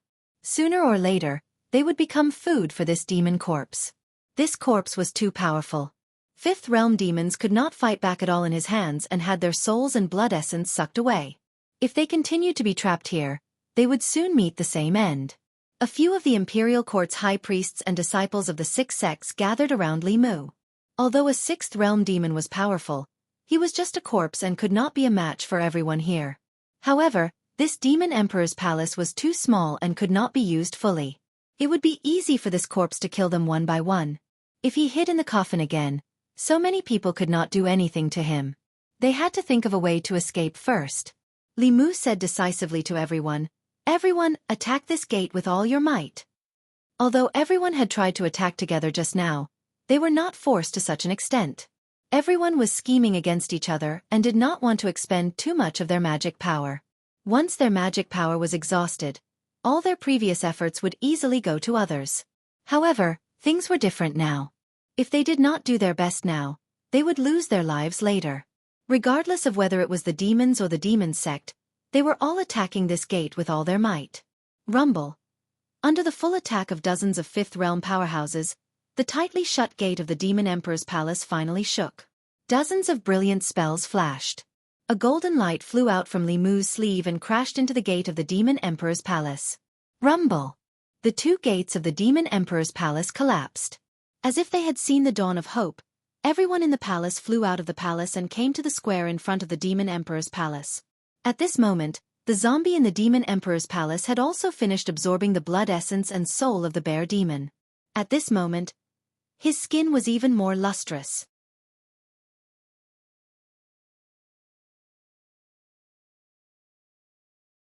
This scene shocked the others who were watching from afar. The group's combined attack just now could even kill a sixth realm powerhouse.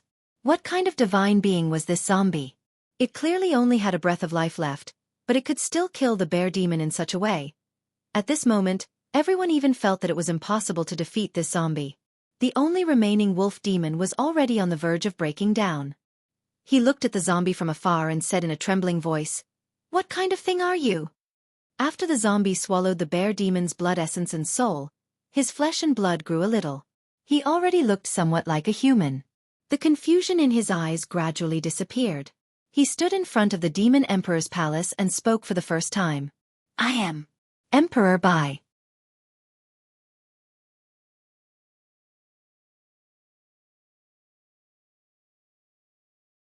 Chapter 408. Everyone turned pale with fright at the zombie's words.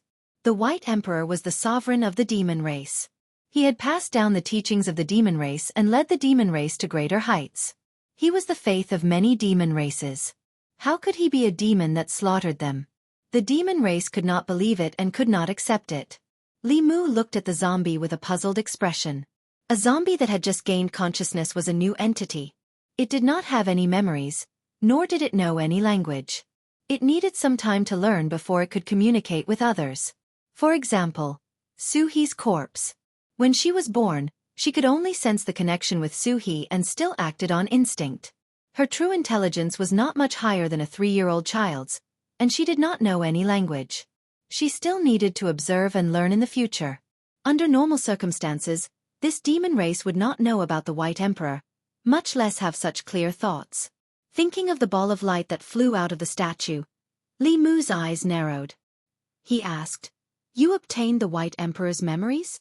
The zombie did not seem to be afraid to talk about this with Li Mu. It nodded. "You are very smart." For a moment, Li Mu didn't know what was in front of him.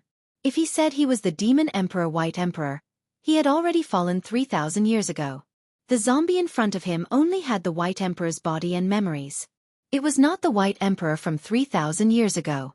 But if he said he was not the White Emperor, his body was the White Emperor's body, and his memories were also the White Emperor's memories.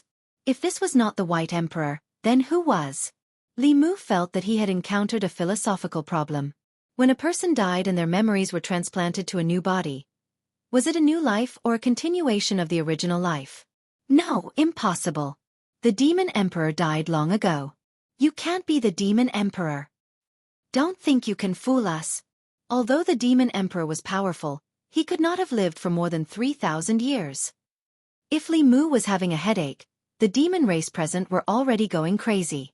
How could they accept the rebirth of the Demon Emperor from 3,000 years ago and the massacre of the Demon Clan? After the ball of light entered his body, the bloodthirsty aura disappeared from the zombie's body. After hearing the words of the demons, he was silent for a moment before muttering, "So it has already been 3,000 years." After saying this, he once again fell into a long silence. Li Mu could understand his feelings. This zombie had just been born.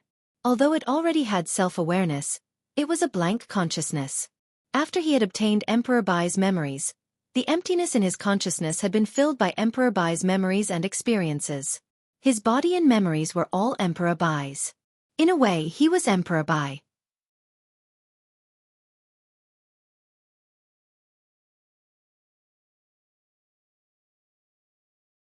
But my lifespan is only left with 10 years. I've tried countless methods, but I couldn't change it. I could only seal my body in a coffin before my lifespan ran out. I sealed my life's memories in a stone statue and left them for future rebirth. In this way, I could have a few hundred more years of lifespan. Li Mu's mouth opened slightly. He was stunned. Was he fighting a bug with the heavenly Tao? Lifespan was related to one's soul. Once the 300-year limit was up, even if he was reborn like the Thousand Illusions' venerable master, it would be useless. When the time came, his soul would still die. But the body was different. As long as it was preserved properly, the body could live forever. But this eternal life was useless. A body that could live forever had no consciousness. And when they gained consciousness, they would be bound by the heavenly Tao again and enter the cycle of reincarnation again. Emperor Bai sealed his body and memories. When his body became a corpse, he would fuse it with his memories. The extra few hundred years of lifespan was the lifespan of the zombie. It could be said that the thing in front of Li Mu was Emperor Bai, but also not Emperor Bai. Emperor Bai's soul and consciousness had already died 3,000 years ago. There was no dispute about this. So it was not Emperor Bai. But the zombie had just been born. It only had consciousness, but it had no memories or experience. While it had Emperor Bai's body, it also had his memories. In its heart, it was Emperor Bai. It was not wrong to say that it was Emperor Bai. For the time being, it was Emperor Bai. If this continued, Li Mu felt that he would go crazy. Emperor Bai's words shocked everyone present. They also did not expect that the demon emperor would be reborn in such a way. Everyone present was here to inherit Emperor Bai's treasures. Now that Emperor Bai was in front of them, the atmosphere was a little awkward. He was not dead. This was not an inheritance, but a robbery. In this way, whether it was the elixirs, Dharma treasures, or the heavenly tomes, they could not get them. A demon sect expert bowed and said, "We did not mean to disturb the demon emperor. Since the demon emperor has been reborn, can we leave now?" The others looked at him as if they were looking at an idiot. If they could leave so easily, what happened just now would not have happened. At this moment, they all understood that the demon corpses around the demon palace were not an accident. The demon emperor had planned this 3,000 years ago. His goal was to deplete the Dharma treasures and Dharma powers of those who entered the palace. The elixirs on the first floor, the Dharma treasures on the second floor, and the Tao page on the last floor were all for them to kill each other. As they continued to deplete everyone's Dharma powers, they provided nourishment for the zombie. If not for the fact that everyone's Dharma powers were depleted, the combined attack just now could have killed the zombie. He had spent so much effort to set up this trap. How could he let them leave? Emperor Bai looked at the tiger demon and smiled. "Since you are here, it must be fate. Can you borrow something from me before you leave?" The tiger demon looked at Emperor Bai's eyes and felt a little guilty. He asked, "What is it?" Emperor Bai said lightly, "I want to borrow your essence, blood and soul." The tiger demon's face was first filled with fear. Then, he realized something.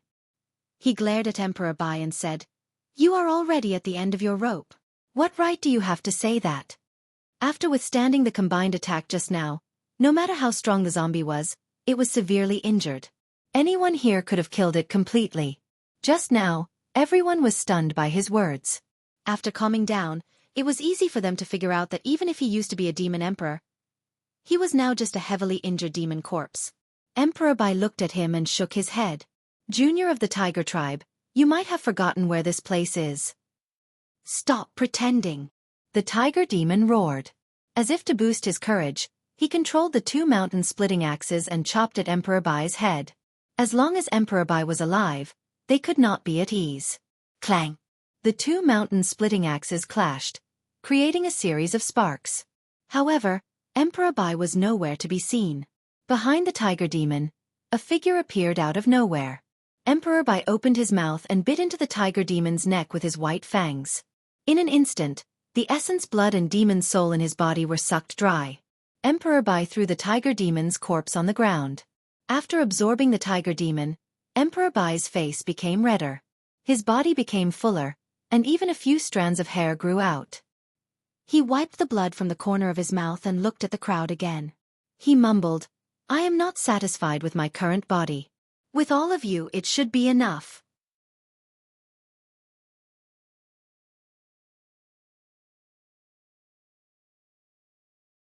Chapter 409.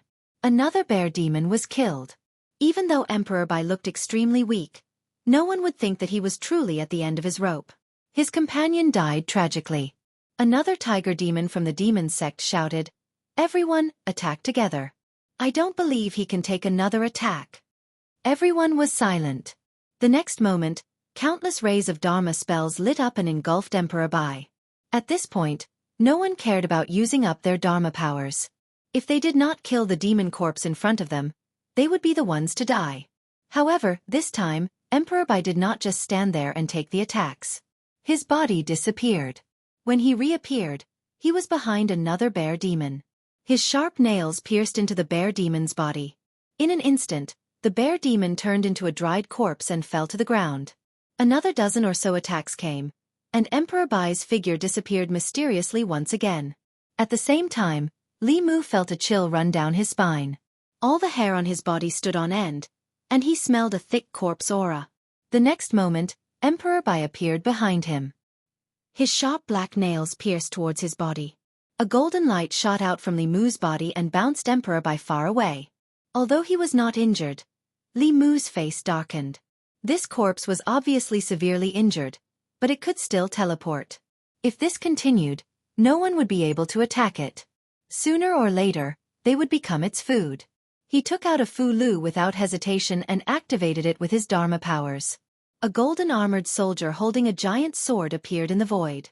When the 6th realm golden armored soldier appeared, the space was still stable and showed no signs of collapsing. Looking at Emperor Bai's figure, Li Mu's guess was confirmed. Due to the protection of the flask space, 6th realm cultivators could not enter without an owner. At this moment, the newly born zombie obtained Emperor Bai's memories and his inheritance. From now on, the cave abode had an owner. However, this was not good news. Because the owner of the flask space was no different from a god in his own space. The golden armored soldier waved his giant sword and slashed at Emperor Bai's body. Emperor Bai's body disappeared. The giant sword missed. Seeing this, Huan Ji hesitated for a moment before taking out a black jade talisman and crushing it. A thick black aura gushed out of the jade talisman and formed a demon soul with 2 horns on its head. Its body also exuded the aura of a 6th stage cultivator. Under Huan Ji's command, the demon soul flew towards Emperor Bai. At the same time, the giant sword of the golden armored soldier slashed down again. The monster soul released by Huan Ji suddenly disappeared. The next time it appeared, it was already under the golden armored godly soldier's giant sword. With a slash of the sword, the demonic soul was split into 2.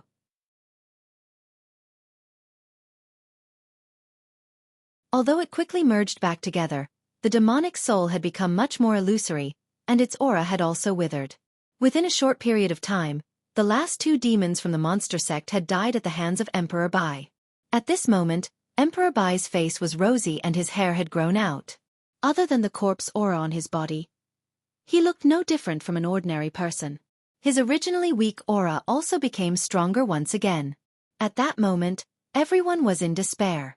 Emperor Bai was undefeatable in this space.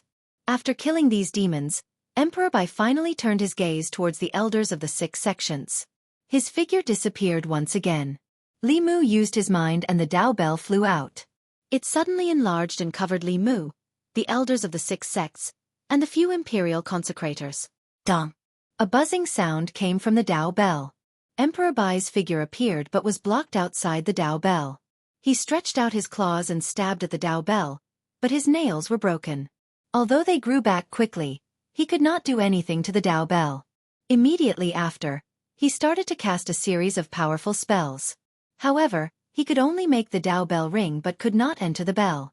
Suddenly, as if he had discovered something, Emperor Bai's figure distorted and turned into a wisp of green smoke.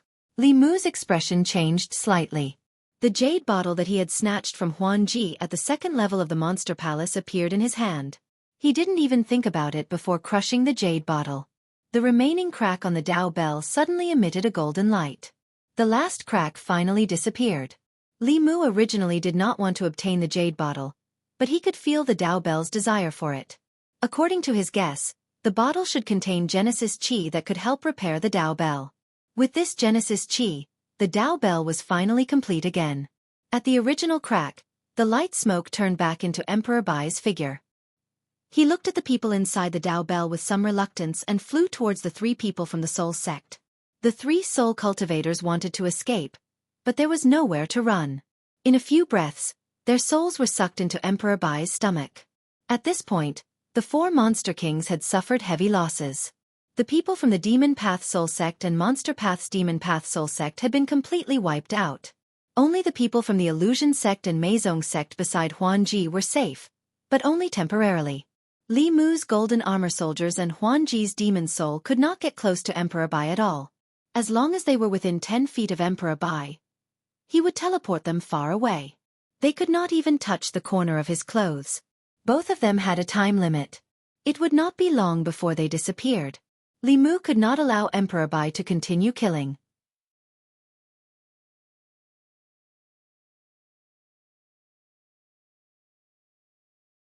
You Demon Dao are indeed unscrupulous. You actually secretly let level 6 experts in. The great elder of Meizong sect said angrily, Bull*T. I think you are the ones who are unscrupulous. Everyone knew that this kind of ownerless space could only allow those below level 6 to enter. Although they also wanted to sneak in secretly, it was impossible. It must be the doing of those people on the opposite side. Just as everyone was confused, the space that they had painstakingly torn open began to rapidly heal and soon disappeared. At this time, they finally discovered something unusual. Did something happen inside? Let's attack together. Everyone attacked together, wanting to tear open the space again. However, this time, other than the heaven and earth power becoming extremely chaotic at the place where their dermic powers converged, no other strange phenomena appeared. How is this possible? The Demon Emperor's cave abode is not here. How can an ownerless space move by itself? Could it be that it is not the Demon Emperor's cave abode but a space with a master? The handsome man's face was full of worry. Hyun Jinko's expression changed greatly. Li Mu represented the future of Fulu School. If something happened to him here, how would he explain it to the headmaster and the Grand Supreme Elder? The sloppy Taoist priest slapped his thigh and said bitterly, "It's over. My heavenly secret talisman is finished." Everyone's expression was uncertain. The art of flashing heaven was an upper realm dermic art. The level 7 dermic art could only be used to create storage dermic treasures and open up a small space. To open up a small space outside of the main space required even more strength. What a space with a master meant was self-evident. Could it be that they had accidentally broken into the cave abode of a powerhouse? The sloppy Taoist priest shook his head and said, "Impossible. If that really is a space with a master, we can't open the entrance with just us. They must have encountered other dangers. That strong corpse chi just now, could it be that the ancient corpses in the Demon Emperor's cave abode had turned into spirits?" Hyun Jinko said. "Let's not care about the reason for now. Let's think of a way to save them first." He remembered that the Dao Bell was with Li Mu. He should be able to protect himself for a short period of time. However, as time passed, it was hard to say. At that moment, in the Demon Emperor's cave abode, everyone stood within the Dao Bell and watched as the crack in the sky gradually closed under Baidi's control.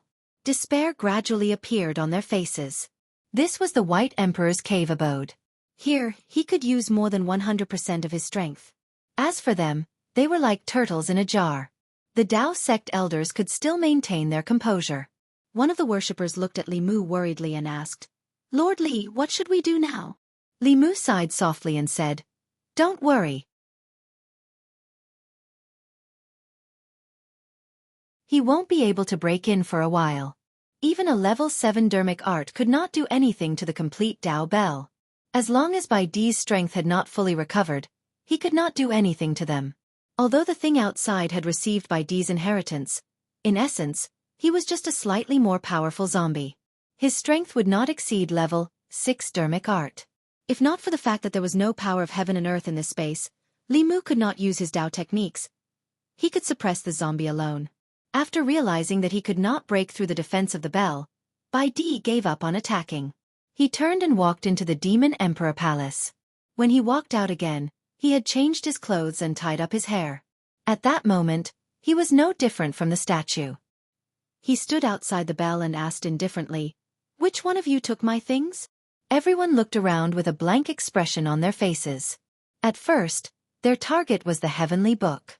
They did not care about anything else at all. Later, everyone was running for their lives. How could they care about anything else? Li Mu looked at Huan Ji and asked, "Did you take something from him?" Huan Ji's face darkened as she said coldly, "No." Baidi looked at them indifferently and said, "I am not in a hurry. Everything here will be mine sooner or later," Li Mu said. "Don't say I. You are not Bai Di. Bai Di is already dead. You are just a consciousness born from his corpse, Bai Di said. I am. Li Mu said firmly. No, you are not. Bai Di said in a low voice. I am Demon Emperor Bai Di. Li Mu's interest was piqued. This zombie was far more stubborn than he had imagined. He thought for a while and said, All right, Demon Emperor. Can you answer a question for me? Bai Di did not agree, but he did not reject either. He looked at Li Mu. Li Mu looked at him and asked slowly, If there is a ship that can sail on the sea for 3,000 years, as long as one of the planks on the ship is broken, it will be taken down and replaced with a new one. One day, when all the planks on the ship have been replaced, will it still be the same ship? Bai Di said indifferently, Of course not. Li Mu continued to ask, Then when did it stop being the same? Bai Di opened his mouth. He wanted to say something, but he did not say anything. After thinking carefully about this person's question, he was confused. A.